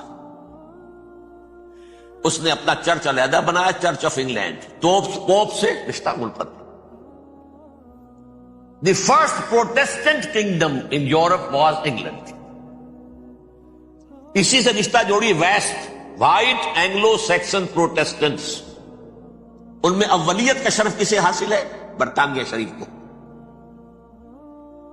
یہاں پر انہوں نے اب ایک بہت بڑا جو کارنامہ کیا, پوپ کی گرفت کم ہوئی یورپ پر سے, پروٹیسٹنٹ مذہب کا فروغ ہوا, تو انہوں نے سود کی اجازت حاصل کر لی. جب تک پوپ کی حکومت تھی سود حرام تھا. نو ٹرانزیکشن, نہ انٹرسٹ, نہ یوزری, کچھ بھی نہیں. پروٹیسٹنٹس کے ذریعے سے سود کی اجازت حاصل کرنی. اس کے بعد بڑے بڑے بینک بنا کر بیٹھ گئے, ہاؤس آف راس چائلڈز, یہ ہاؤس آف گولڈ سمتھس. یہ عمران خان صاحب کے جو خسر جو تھے, گولڈ سمتھ, یہ بینکرز, بڑی بڑی فیملیز. ان لوگوں نے کیا کیا؟ اب ریشہ دوانیاں. یورپ میں مختلف ملکوں کے درمیان جنگیں کروائی سازشوں کے ذریعے سے. وہی کلما اوقدوا نارا للحرب, جنگ کے لیے آگ بھڑکا دینا تو ان کا پرانا مشغلہ تھا. جنگیں کرواتے تھے. پھر فرانس کے بادشاہ کو بھی قرض چاہیے اسلحہ کے لیے, انگلستان کے بادشاہ کو بھی قرض چاہیے. ہاؤس آف راس چائلڈز کا ایک نمائندہ وہاں بیٹھا ہے, ایک یہاں بیٹھا ہے, اور منہ مانگے شرح پر سود کے اوپر قرض دے رہے. ان کو سب کو جو ہے ان کے سارے مالی وسائل کھینچ لیے, دولت پر قبضہ کر کے بیٹھ گئے, اور اس کا نتیجہ یہ نکلا چند 100 سالوں کے اندر کہ فرنگ کی رگے جاں پنجے یہود میں. اس سودی نظام کے ذریعے سے دولت پر ان کا قبضہ. علامہ اقبال 1905 سے 1908 تک رہے تھے, لیکن یہ کہ ان کی نگاہ تھی ایسی, گاہ میری نگاہ تیز چیر گئی دلے وجود, گاہ الجھ کے رہ گئی میرے توہمات میں. اور انہوں نے دیکھا ہے کہ فرنگ کی رگے جہاں پنجائے یہود میں ہے. ابھی ہٹلر کا تو وجود بھی نہیں تھا, بعد میں ہٹلر کو محسوس ہو گیا نا واقعتاً ہمارا اصل دشمن یہ یہودی ہے جو یہاں پر بیٹھا ہوا, جو ہمارا خون چوس رہا ہے. آخر یوں ہی تو نہیں, دماغ اس کا ایسے تو خراب نہیں ہو گیا تھا. یہ قتل عام, یہ ہولوکاسٹ کس لیے؟ اس نے پہچان لیا, اس لیے کہ وہ ویسٹ نہیں تھا, وائٹ اینگلو سیکسن پروٹیسٹنٹس. اصل جادو جو چلا وہ پر چلا, اور برطانیہ ان کا سب سے بڑا جو ہے وہ پشت پناہ, مددگار, حامی. اس کے ساتھ ساتھ انہوں نے کوشش کی, یہ ترک خلفاء بیچارے, مرد بیمار تو بن ہی چکا تھا یورپ کے اندر, زوال سے دوچار ہو چکی تھی ترکی خلافت. انہوں نے بھی محل بنائے تھے. آج تجھ کو بتاتا ہوں تقدیر امم کیا ہے, شمشیر و ثنا اول, طاؤس و رباب آخر. بڑے بڑے قرضے لے کر محل بنے تھے یہ, جو آج جا کر آپ استنبول میں دیکھ لیجئے, قرضوں کے اندر بندھے ہوئے. لیکن یہ کہ کم سے کم یہ ضرور کیا کہ بڑی سے بڑی رشوت انہیں یہودیوں نے پیش کی کہ کسی طرح ہمیں فلسطین میں آباد ہونے کی اجازت دے دو. لیکن this goes to their credit, انہوں نے کہا نہیں, یہ معاہدہ جو عمر نے کیا تھا رضی اللہ تعالی عنہ, اس کو میں نہیں بدل سکتا. تم جاؤ, جا کے زیارت کرو, جاؤ, تم وہاں آباد نہیں ہو سکتے, کیونکہ ترکی کے زیر ادگی تھا نا علاقہ. سلطنت عثمانیہ میں شامل تھا پورا ویسٹ ایشیا, پورا ایسٹ یورپ, پورا شمالی افریقہ, 3 بر اعظموں پر پھیلی ہوئی تھی سلطنت عثمانیہ, خلافت عثمانیہ. 400 برس تک خلافت ان کے ہاں رہی ہے. انہوں نے نہیں مانا. نتیجہ کیا نکلا؟ انہوں نے اس خلافت کے نظام کو ختم کرنے کے لیے سازش شروع کی. اس سازش کا نتیجہ تھا، اس کو دیکھ کر بھانپ کر ہندوستان میں تحریک خلافت چلی ہے۔ بولی اماں محمد علی کی جان بیٹا خلافت پر دے دو، ساتھ ہوں تیرے شوکت علی بھی جان بیٹا خلافت پر دے دو، تحریک چلی۔ ابھی ختم نہیں ہوئی تھی خلافت، لیکن نظر آ گیا۔ بڑا پیارا واقعہ ایک صاحب نے سنایا ہے کہ جب شیخ الہند جو ہے اسیر تھے مالٹا کے، یہ 1915 سے 1920 تک رہے، تو وہاں جو تھا مالٹا کا جو کیمپ تھا جس میں کہ یہ اسیر تھے، اس کا کمانڈانٹ جو تھا انگریز، انہوں نے دیکھ لیا تھا یہ بہت فرشتہ خصلت انسان ہے، نورانی شکل ہے، تو وہ اچھا میل ملاپ تھا۔ ایک روز کہا حضرت شیخ الہند نے کہ آپ لوگ ہماری خلافت کے پیچھے کیوں پڑے ہوئے ہیں؟ وہ تو ایک مردہ شے ہے، اس میں کوئی جان تو ہے نہیں، کوئی طاقت نہیں ہے، پھر بھی آپ ہماری ایک نشانی ہے، اسے کیوں آپ جو ہے برباد کرنے پر تلے ہوئے؟ اس نے کہا اتنے بھولے نہ بنیے حضرت، ہمیں معلوم ہے اس نیم مردہ خلافت میں بھی طاقت اتنی ہے کہ اگر جہاد کا فتویٰ اس نے دے دیا تو انڈونیشیا سے موریتانیہ تک مسلمان کفن سر سے باندھ کے نکل آئے گا، یہ ہمیں معلوم، لہذا ہم نے ختم کرنا ہی کرنا۔ اور ختم کس سے کرایا؟ ایک فری میسن مصطفیٰ کمال پاشا، چاک کر دی ترک ناداں نے خلافت کی قبا، سادگی اپنوں کی دیکھ اوروں کی عیاری بھی دیکھ۔ عیاری کس کی تھی؟ یہود کی، اور ان کے اعلی کار برطانیہ۔ ابھی خلافت ختم بھی نہیں ہوئی تھی، برطانیہ کے ذریعے سے 1917 میں بالفور ڈکلیریشن کے ذریعے سے حق حاصل کر لیا کہ ہاں جا کر یہ آباد بھی ہو سکتے ہیں، کیونکہ دوسری جنگ عظیم میں سلطنت عثمانیہ ختم ہو گئی تھی، خلافت نام کی تھی، سلطنت تو ختم ہو گئی، ترکی رہ گیا تھا صرف، اور جنرل ایلنبی کی فوجیں داخل ہو چکی تھی یروشلم میں، یروشلم پر قبضہ برطانیہ کا ہو چکا تھا، اور قبضہ دلوانے والے برطانیہ کو ہمارے ہندوستان کے مسلمان فوجی بھی تھے۔ اربوں نے بغاوت کی ترکوں کے خلاف، اور انگریزوں کی فوج میں ہمارے ہندوستان کے مسلمان سپاہی بھی تھے۔ بہرحال اب چونکہ ان کے پاس آ گیا، برطانیہ نے اعلان کر دیا، بالفور ان کا وزیر خارجہ، Jews have a right to settle in Palestine, وہ جائیں آباد ہو سکتے۔ یہ 1917 کا اعلان ہے۔ اس کے بعد جو کچھ انہوں نے طریقے برتے ہیں، اس میں دھن دھوس دھاندلی دھوکہ ہر چیز، مثلا دھن گئے جناب یہ آپ مکان بیچیں گے، اچھا جی لے لیجیے، آپ کیا مانگتے ہیں؟ 10 لاکھ، میں 11 لاکھ دیتا ہوں لیکن کل ہی نکل جائیں۔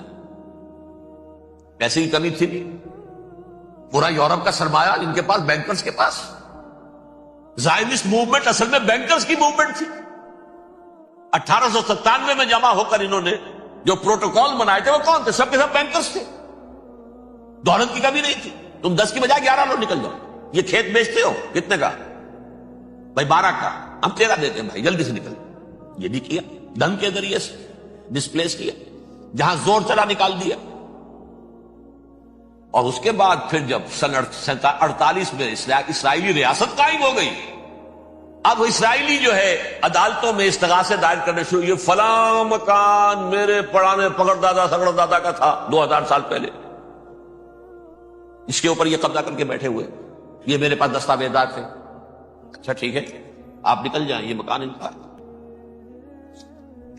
اس طریقے سے انہوں نے بے دخل کیا فلسطینیوں، اور خود وہاں پر قدم جما کر مضبوطی سے بیٹھے۔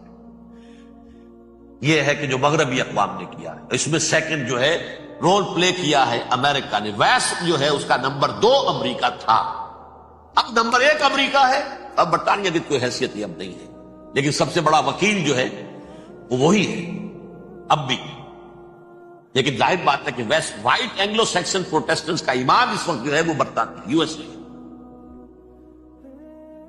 1948 میں یہ قائم ہوا، اور یہاں پہ نوٹ کیجئے پاکستان 47 میں قائم ہوا، اور تقریباً 9 مہینے ہیں درمیان میں، اگست 47 اور مئی یا جون 48۔ اس کا کیا مطلب ہے یہ میں بعد میں بتاؤں گا۔ پہلی جنگ ہوئی 48 میں، عربوں نے بغاوت کی، اور عرب جیت رہے تھے. اچانک پتہ نہیں کیوں عربوں نے جنگ بند کر دی. یہ بالکل یوں سمجھیے کہ پیرلل واقعات تھے.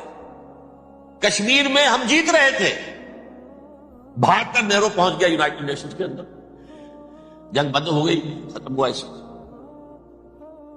کچھ اپنوں کی غلطی بھی تھی، کچھ قبائلیوں نے وہاں جا کر سری نگر ایئرپورٹ تک پہنچ گئے تھے، بجائے اس پر قبضہ مکمل کرنے کے لوٹ مار میں لگ گئے. اپنوں کی غلطی بھی تھی، لیکن اس کے باوجود پڑھنا بھاری تھا.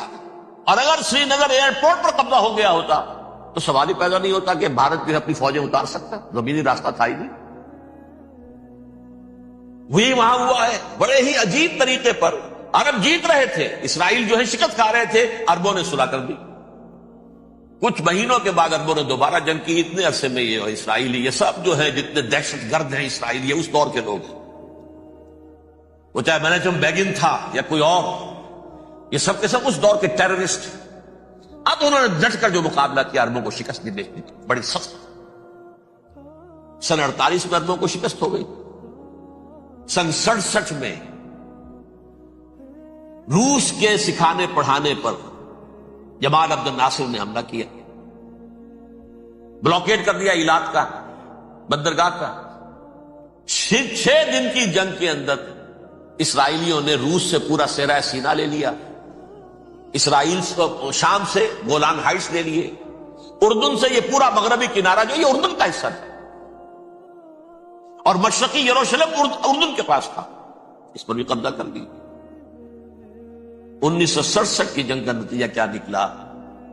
یروشلم پورا کا پورا یہودیوں کے قبضے میں چلا گیا، جو 1948 میں آدھا کر دیا گیا تھا. ویسٹرن یروشلم یہ یہودیوں کے پاس، ایسٹرن یروشلم مسلمانوں کے پاس، اور مشرقی یروشلم ہی میں مسجد اقصی ہے اور قبۃ الصخرہ، وہ مسلمانوں کی تحویل میں تھے. اردن کا قبضہ مسلمانوں کی تحویل. لیکن اب 67 میں پورا یروشلم ان کے قبضے میں آ گیا.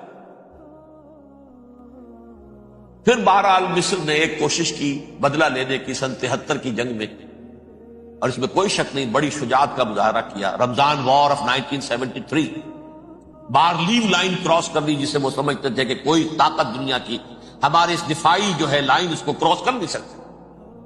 لیکن پھر جب امریکہ اپنی پوری طاقت لے کر میدان میں آ گیا ہے تو ظاہر بات ہے کہ مصر کی حیثیت امریکہ کے مقابلے میں کچھ نہیں.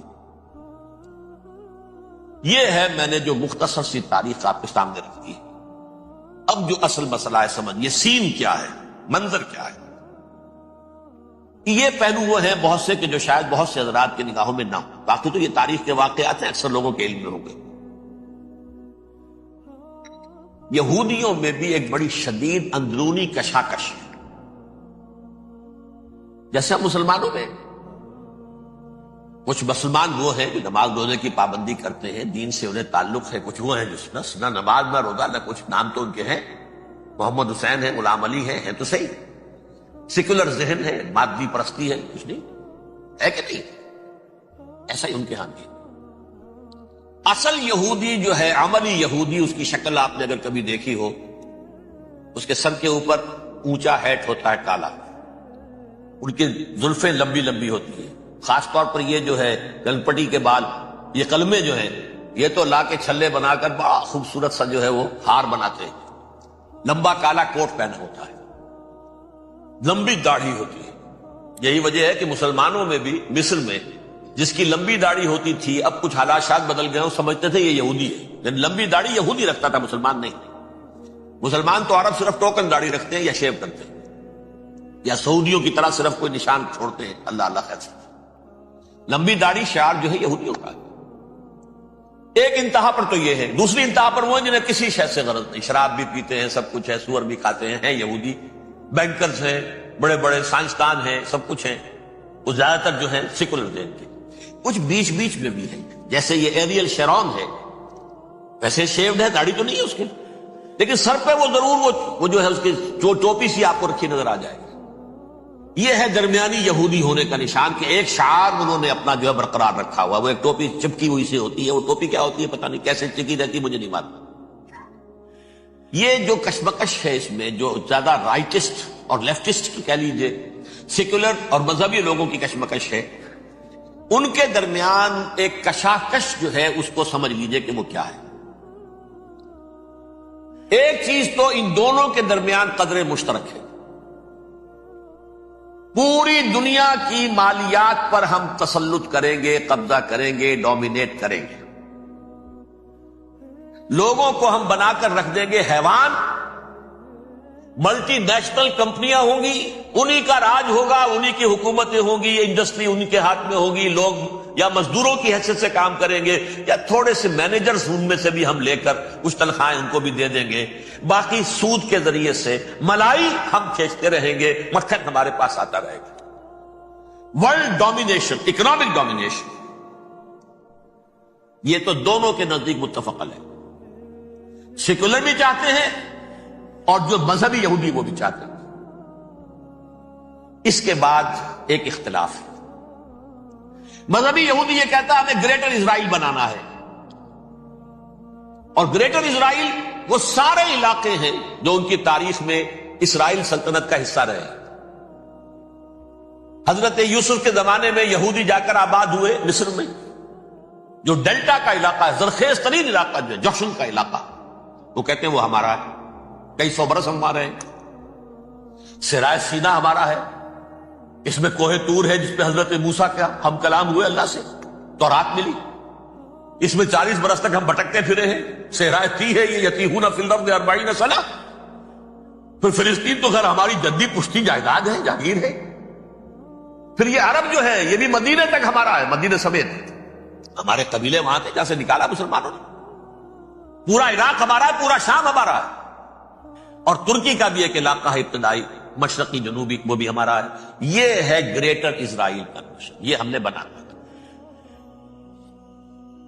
جبکہ جو سیکولر ذہن کے لوگ کہتے ہیں کیا کرو گے اس کو بنا کے، اس میں جو عرب ہیں وہ تم سے لڑتے رہیں گے، تم انہیں مارو گے وہ تمہیں ماریں گے، اگر تم 10 مارو گے تو ایک تو وہ بھی ماریں گے نا تمہارا، ٹھیک ہے؟ فائدہ کیا ہے؟ اس کی بجائے ہم یہ کرتے ہیں کہ عرب اور اسرائیل مل کر، کزنز ہیں نا آپس میں، آپ کو معلوم ہے بل کلنٹن نے یہ الفاظ کہے تھے جب اسحاق ریبن سے معانقہ کرایا تھا شاہ حسین مرحوم کا، تو کیا کہا؟ You are cousins. حضرت ابراہیم کے 2 بیٹوں سے نسل ہے نا، حضرت اسماعیل سے عرب ہے، حضور ہے، اور حضرت اسحاق سے یہ بنی اسرائیل ہے، کزنز ہے، یو آر کزنز۔ تو ہم کزنز مل کر ایک اکنامک یونٹ بناتے ہیں، جیسے ایشیا پیسیفک ایک یونٹ بن گیا ہے، آسیان ایک یونٹ بن گیا ہے، وغیرہ وغیرہ، پورا یورپ ایک یونٹ بن گیا ہے، ایک کرنسی بن گئی ہے۔ ہم اس پورے علاقے کو ایک اکنامک یونٹ بناتے ہیں، پیسہ اربوں کا ہوگا، ان کے پاس بہت دولت ہے، تیل ان کا ہوگا، بہت تیل ہے ان کے پاس، مزدور ان کے ہوں گے، بڑی تعداد ہے ان کی، مینجمنٹ ہماری ہوگی، ٹیکنیکل نو ہاؤ ہمارا ہوگا، سائنسدان ہم ہوں گے، ملائی ہم کھاتے رہیں گے، چھاچھ ان کو دیتے رہیں گے۔ تو ہمیں آم کھانے ہیں، پیڑ گننے کی کیا ضرورت ہے؟ خام خواہ ان کی دشمنی مول لیں، زیادہ دشمنی بڑھائیں، یہ اس چھوٹے سے اسرائیل کو تسلیم نہیں کرتے، ہم گریٹر اسرائیل کو کیسے تسلیم کر لیں گے؟ یہ لہذا اس خیال کو دل سے نکال، یہ اختلاف ہو گیا نمبر 1، بہت بڑا اختلاف۔ لیکن نمبر 2، اس اختلاف میں اتفاق یہ پیدا کیا گیا، یہاں ایک بات ہم آپ کی مانتے ہیں، ہم کسی بھی پیس پروسیس میں جروشلم نہیں دیں گے ان کو، عربوں، یہ انڈیوائیڈڈ دارالخلافہ رہے گا اسرائیل۔ اور نمبر 2، مسجد اقصی اور قبۃ الصخرہ کو گرا کر 3rd ٹیمپل بنائیں گے۔ یہ مذہبی یہودیوں کو اتنی رشوت اگر وہ نہ دیں تو وہ ان کے ساتھ کام کرنے کو تیار ہی نہیں ہے۔ یہ پورا پس منظر سمجھ لیجئے، اصل میں بٹوین دی لائنز سمجھے بغیر یہ خبریں جو آپ پڑھتے ہیں۔ ادھر امریکہ کا معاملہ کیا ہے؟ ایک طرف وہ پشت پناہ ہے، حمایتی ہے، پروٹیکٹر ہے، وہ حافظ ہے اسرائیل کا، اسرائیل امریکہ ہی کی آؤٹ پوسٹ سمجھ لیجئے، اسی کی ایک ریاست سمجھ لیجئے، لیکن اس کے ساتھ ہی وہ اپنے جو دنیاوی عالمی مصلحتیں ہیں، اتنی بڑی قوم عرب کی جو ہے اسے بھی دشمن کو نہیں بنانا چاہتا، ان میں بھی ماڈریٹس کو چاہتا ہے کہ رہے ماڈریٹس، یہ جو ہماری جیب میں ہے، حسنی مبارک ہو، شاہ فہد ہو، جو ہماری جیب میں ہے، ورنہ یہ کہ وہاں پر اگر زیادہ ریڈیکل لوگ آ گئے تو ہمارا ویسے ہی بیڑا غرق ہوگا۔ لہذا وہ جبر کرتے رہے ان پر کہ سنا کرو کوئی نہ کوئی، یہ صلح کے لیے دباؤ امریکہ کا ہے، اسرائیل نہیں چاہتا صلح، دباؤ ہے امریکہ کا۔ اب میں آپ کو یاد دلاتا ہوں، خلیج کی جنگ ختم ہوئی، بش، یہ باپ اس کا جو اب ہے بش، اس کا بڑا بش جو سینئر، اس کی پاپولیرٹی ریشو جو ہے 89% تھی اس وقت امریکہ کے اندر، اس نے اتنی بڑی جنگ فتح کی تھی اور چند امریکی مرے صرف، لیکن اس نے ایک موقف اختیار کیا یہود کے خلاف۔ $10 بلین منظور ہو چکے تھے، اسرائیل کو دیے جانے تھے نئے سیٹلمنٹس بنانے کے لیے اسرائیل۔ اس نے کہا یہ رقم میں ایشو نہیں کروں گا جب تک پیس پروسیس شروع نہیں کرتے۔ یہ دباؤ تھا جس کے آگے گھٹنے ٹیکنے پڑے $10 بلین کے لیے، لیکن اس کا بدلہ یہ چکایا کہ الیکشن میں ہرا دیا اسے، حالانکہ وہ ہیرو، فاتح، خلیج کی جنگ کا فاتح، 89% ریٹنگ، الیکشن میں 0، دباؤ تھا۔ اسی طرح بل کلنٹن کا دباؤ رہا، کسی طرح صلح کرو، کسی طرح صلح کرو، کسی طرح صلح کرو، اور اس معاملے میں میں یہ تسلیم کرتا ہوں، اس معاملے میں اس نے واقعتاً ایڑی چوٹی کا دور لگایا، اور یہ بھی تسلیم کرتا ہوں کہ اس کے دباؤ میں آ کر ایہود باراک جہاں تک چلا گیا تھا، اب کوئی نہیں جا سکتا، وہ آفر نہیں دے مل سکتی اب دوبارہ فلسطینی ہو۔ یہ بھی میں بھول گیا آپ کو بتانا، یہ جب پروسیس شروع ہوا ہے جس کا نام تھا لینڈ فار پیس، اصول کیا دیا تھا امریکہ نے کہ دیکھو اسرائیلیوں، یہودیوں، تم نے سن 67 میں جو زمینیں ان سے چھینی تھی، جو علاقے، یہ ان کو واپس کر دو اور ان سے صلح کر لو، یہ سب تمہیں ریکگنائز کر لیں گے، جنگ ختم ہو جائے۔ صحرائے سینا دے دو، مصر تم سے صلح کر لے گا، وہ ہو گیا، انور سادات نے صلح کر لی، ریکگنائز کر لیا، صحرائے سینا واپس آ گیا۔ عربوں نے اسے اپنی فولڈ سے نکال دیا، عرب لیگ سے نکال دیا۔ شام بھی تیار رہا ہے، لیکن پورا گولان ہائٹ مانگتا ہے وہ، ابھی جو پچھلے دنوں کلنٹن کے آخری دور میں گفتگو ہوئی تھی، اس نے کہا جتنا تم نے ہم سے علاقہ چھینا تھا سارا واپس کرو تو ہم کر لیں گے ریکگنائز۔ اس میں سے کچھ ایسا اسٹریٹجک امپورٹنس کا علاقہ ہے وہ یہودی کسی دور پر دینے کو تیار نہیں، لہذا صلح نہیں ہو سکی۔ شرق اردن سے جو علاقہ لیا تھا وہ ٹھیک ہے، وہ رکھو، اس کے اندر فلسطینی ریاست بنا دو، یہ علاقہ جو ہے فلسطینیوں کی میجورٹی ہے اس میں، تو اس کو فلسطینی ریاست بنا لو، ایک ریاست ودن ریاست ہو جائے گی، اسرائیل ریاست، فلسطینی ریاست۔ یہ ہیں 3 مین پوائنٹس۔ چوتھی بات پہ آ کر روک دیتے تھے کہ یہ پھر بعد میں سوچیں گے یروشلم کا مستقبل کیا ہوگا، یہ موسٹ سینسٹیو ایشو جو ہے یہ بعد میں سوچیں گے۔ اب جب یہ پیس ٹاک شروع ہوئے تو یاد ہے اسحاق ریبین تھا، اسے کس نے قتل کیا؟ یہودی نوجوان نے۔ یہ تم کیسے دے رہے ہو زمینیں؟ ہمیں تو اور لینی ہے، تم نے سینا واپس کر دیا، ہمیں تو جشن کا پورا علاقہ لینا، مصر کا سارا فرٹائل ایریا جو ہے وہ لینا ہے اس سے، تم گولان ہائٹس دے رہے ہمیں پورا شام لینا ہے، لہذا تم کیسے کرنا؟ لینڈ فار پیس، پیس اور نو پیس، نو لینڈ، زمین ہم واپس نہیں کی، ہمیں تو اور لینی۔ کس نے قتل کیا؟ یہودی نے، فلسطینی نے تو قتل نہیں کیا۔ ایہود باراک کی بات میں آپ کو بتا رہا ہوں، یہ یہاں تک چلا گیا تھا کہ اسرائیلی ریاست بھی ہم فلسطینی ریاست بھی مان لیں گے، یروشلم بھی، مشرقی یروشلم دے دیں گے، تمہارا اقتدار ہوگا اس پر۔ البتہ یہ جو احاطہ ہے جس میں جنوب میں مسجد اقصیٰ ہے اور ذرا شمال کی طرف ہے قبۃ الصخرہ، قبۃ الصخرہ آپ جانتے ہیں، جب بھی ٹیلی ویژن پر یروشلم سے کوئی خبر آ رہی ہوتی ہے تو پیچھے وہ بڑا سا مینار، وہ گنبد نظر آتا ہے سنہرا، یہ وہ جگہ ہے چٹان، ٹیمپل ماؤنٹ۔ یہ پہاڑی تھی پہلے، جیسے کوہ صفا، کوہ مروہ، اب کیا رہ گئی؟ کبھی پہاڑیاں تھی، یہ کوہ صفا کے اوپر چڑھ کر حضور نے نعرہ لگایا تھا ما صباحا، اب کیا ہے وہ کوہ صفا بیچارہ، وہ تو ایک چھوٹی سی علامت ہے، کوئی پہاڑیاں سے دکھائی دیتی ہے، اس کے اوپر بھی گنبد ہے۔ اسی طرح ٹیمپل ماؤنٹ ہے وہ جہاں پر کہ ہیکل سلیمانی تھا، اور وہ گرا دیا تھا رومیوں نے، مسلمانوں نے تو نہیں گرایا، لیکن پھر حضور کو معراج وہاں سے ہوا تو عبد الملک بن مروان نے وہاں پر یہ بہت بڑا گنبد بنا دیا، یہ قبۃ الصخرہ ہے۔ وہ مسجد اقصی نہیں ہے، مسجد اقصی اس کے علاوہ ہے، وہ جنوبی علاقے میں ایک ریکٹینگولر احاطہ ہے بہت بڑا، جس کے جنوبی علاقے کے اندر مسجد اقصی ہے، اور یہ اس کے شمالی حصے۔ یہود براق نے یہاں تک آفر کر دی تھی کہ مسجد اقصی تو اپنے پاس رکھ لو، لیکن یہ ٹیمپل جو ہے، یہ ٹیمپل ماؤنٹ، یہ قبۃ الصخرہ کا، اس لیے کہ یہ ہماری کمٹمنٹ ہے مذہبی یہودیوں کے ساتھ کہ ہم یہاں پر جو ہے ٹیمپل بنائیں گے، تھرڈ ٹیمپل، ہیکل سلیمانی کی تیسری مرتبہ تعمیر یہاں ہوگی۔ لیکن ظاہر بات ہے فلسطینی کیسے مان لیں، مسلمان کیسے مان لیں؟ یہ ہے وہ چیز کہ جس کی وجہ سے وہ سارا معاملہ ناکام ہوا۔ ویسے مجھے یقین ہے کہ اگر فلسطینی مان بھی لیتے تب بھی یہودی جو ہے جس طریقے سے اسحاق ریبیون کو اس نے قتل کر دیا تھا، تو یہ اس کو بھی، یہود براق کو بھی قتل کر دیتے، اور وہ کسی صورت تسلیم نہ کرتے کہ یہ یروشلم جو ہے یہ انڈیوائیڈڈ سٹی نہ رہے، بلکہ ڈویژن ہو جائے اس کی، اور صرف مغربی حصہ ہمارے پاس رہ جائے اور مشرقی جو ہے عربوں کے پاس، کبھی تسلیم نہیں کرتے، مر جائیں گے۔ اب دیکھیے اس وقت شکل کیا ہے۔ میرا اندازہ یہ ہے کہ اب جو مذہبی یہودی ہیں ان کے صبر کا پیمانہ لبریز ہو گیا ہے،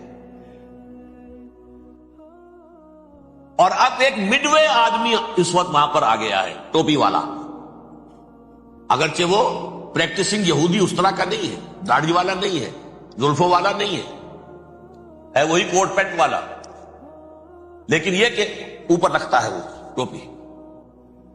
ایریل شرون اور انتہائی سفاک، جس نے کہ فلسطینیوں کے 2 کیمپ ایسے اڑائے تھے جیسے کہ چیونٹیوں کا ہو لشکر اور ان کو پاؤں تلے رون دیا جائے، اس طریقے سے ختم کیا، بہت بڑا قاتل، مرڈرر، وہ وزیر اعظم، اور اب جو ہے ان کے صبر کا پیمانہ لبریز ہو گیا ہے۔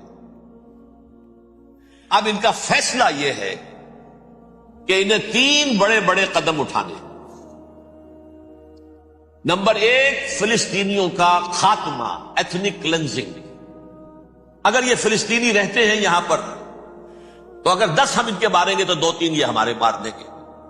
اسرائیلی کی جان تو بہت قیمتی ہے، یہ تو خیر 1000 بھی مر جائے تو کوئی بات نہیں، یہ تو کیڑے مکوڑے ہیں، جینٹائلز ہیں، گوئمز ہیں، یہودی وہ مر جائے، لہذا ان کا ٹنٹا مکاؤ، اب ان کو ختم کرو۔ وہ اشتہار شاید آپ کے دونوں گزرا ہوگا جس میں نے یہ الفاظ لکھے کہ بوسنیا کی ایتھنک کلینزنگ جو ہے مانگ پڑ جائے گی، اور جو کچھ ایتھنک کلینزنگ ہوئی تھی 500 برس قبل ہسپانیہ میں، اس کا نقشہ آپ دیکھیں گے دنیا۔ اس وقت کیا ہوا تھا؟ عربوں کو، مسلمانوں کو یا جلا دو، قتل کر دو، یا جہازوں میں ان کو ڈمپ کر دے اور لے جا کر شمالی افریقہ کے ساحل کے اوپر اتار دو اور ڈمپ کر دو۔ ایک بچہ بھی نہیں رہنے دیا تھا ہسپانیہ میں۔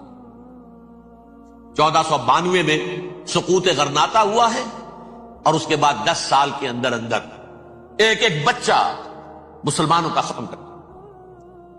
یہ ہے فیصلہ ان کا۔ اب بہت بڑا قدم وہ اٹھانے پر مجبور۔ کب تک آپ رہیں گے؟ ہمارے لوگ مارتے ہیں، 16 نوجوان ہمارے مار دیے، لیکن آج گھر تھا اس میں ایک چلا گیا فلسطینی، بم اپنے جسم سے باندھ کر وہاں اڑا دیا، خود بھی اڑ گیا، 16 ان کے نوجوان اڑ گئے۔ لہذا یہ چیز ان کے لیے ناقابل برداشت ہے، ان کے صبر کا پیمانہ اب لبریز ہے۔ نمبر 2، انہیں بہرحال اب یہ کرنا ہے کہ مسجد اقصی کو گرائیں، قبۃ الصخرہ کو گرائیں اور ٹیمپل بنائیں۔ یہ انتفاضہ جو اب شروع ہوا 1 سال پہلے سے، یہ شیرون نے دورہ کیا تھا، مسجد اقصی میں گیا تھا، اور اس نے 3rd ٹیمپل کی تعمیر کے لیے ایک پتھر جو ہے، بنیاد کا پتھر رکھنے کا ارادہ ظاہر کیا تھا، جس پر فلسطینی نوجوان اٹھے، وہ اینٹیں لے کر اور روڑے لے کر، اور اس وقت سے یہ سلسلہ چل رہا ہے۔ کتنے مارے جا چکے فلسطینی، لیکن کچھ نہ کچھ یہودی بھی مرے، اسرائیلی بھی مرے، اور جیسا کہ میں نے عرض کیا اب ان کے صبر کا پیمانہ لبریز ہو۔ انف از انف۔ اب ہم اس معاملے کو ایک دفعہ جو ہے فائنلی ختم کر اور اب بنائیں گے۔ لہذا اب جو ہے کئی ٹن وزن کے وہ جو پتھر تیار ہو کر آگے رکھ دیے گئے ہیں کہ یہاں یہ بنیاد پڑنی ہے، اس کے اندر یہ پتھر لگے۔ بلکہ ایک لطیفہ بھی مجھے یاد آیا ہے، یہ کوئی 30 سال پرانی بات ہے۔ اس قبۃ الصخرہ کی مرمت ہوئی تھی، تو اس کے اوپر جو یہ سونے کی پتری چڑھی ہوئی ہے، یہ شاہ حسین اردن والے جو ہے، ظاہر بات تھا بھی انہی کے تسلط میں، یہ انہی کی تولیت میں تھا، سن 67 سے پہلے، اس زمانے کی بات میں کر رہا ہوں۔ تو انہوں نے پتہ نہیں 30 من تھا یا 30 ٹن تھا سونا جو ڈونیٹ کیا تھا اس کے اوپر یہ پتری چڑھانے کے لیے، جو بہت بڑا گنبد نظر آتا ہے پورے کے پورے ماحول کے اوپر چھایا ہوا۔ اس وقت یہودی اخباروں نے لکھا تھا بہت اچھا ہے، یہ سونا ہمارے کام آئے گا جب ہم اپنا ہیکل تعمیر کریں گے۔ کہاں جائے گا سونا؟ سونا یہی رہے گا نا، جب ہم گرائیں گے ہمیں وہ سونا مل جائے گا۔ اب وہ اس پر آ گئے، مزید دیر نہیں کر سکتے۔ تو آپ نوٹ کیجئے، number 1 ethnic cleansing of Palestinians in Israel. Number 2 demolition of the Aqsa mosques and the Qubbat al-Sakhra. Number 3 امریکہ کو الٹیمیٹم، تم اب اپنے ٹانگ درمیان میں مت لڑاؤ،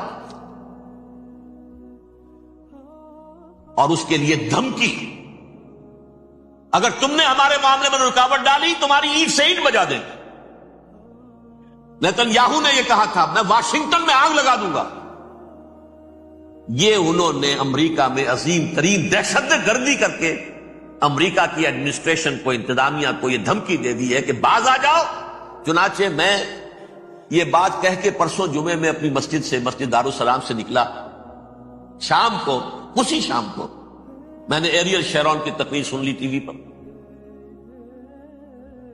It is not acceptable. Don't appease the Arabs at our expense.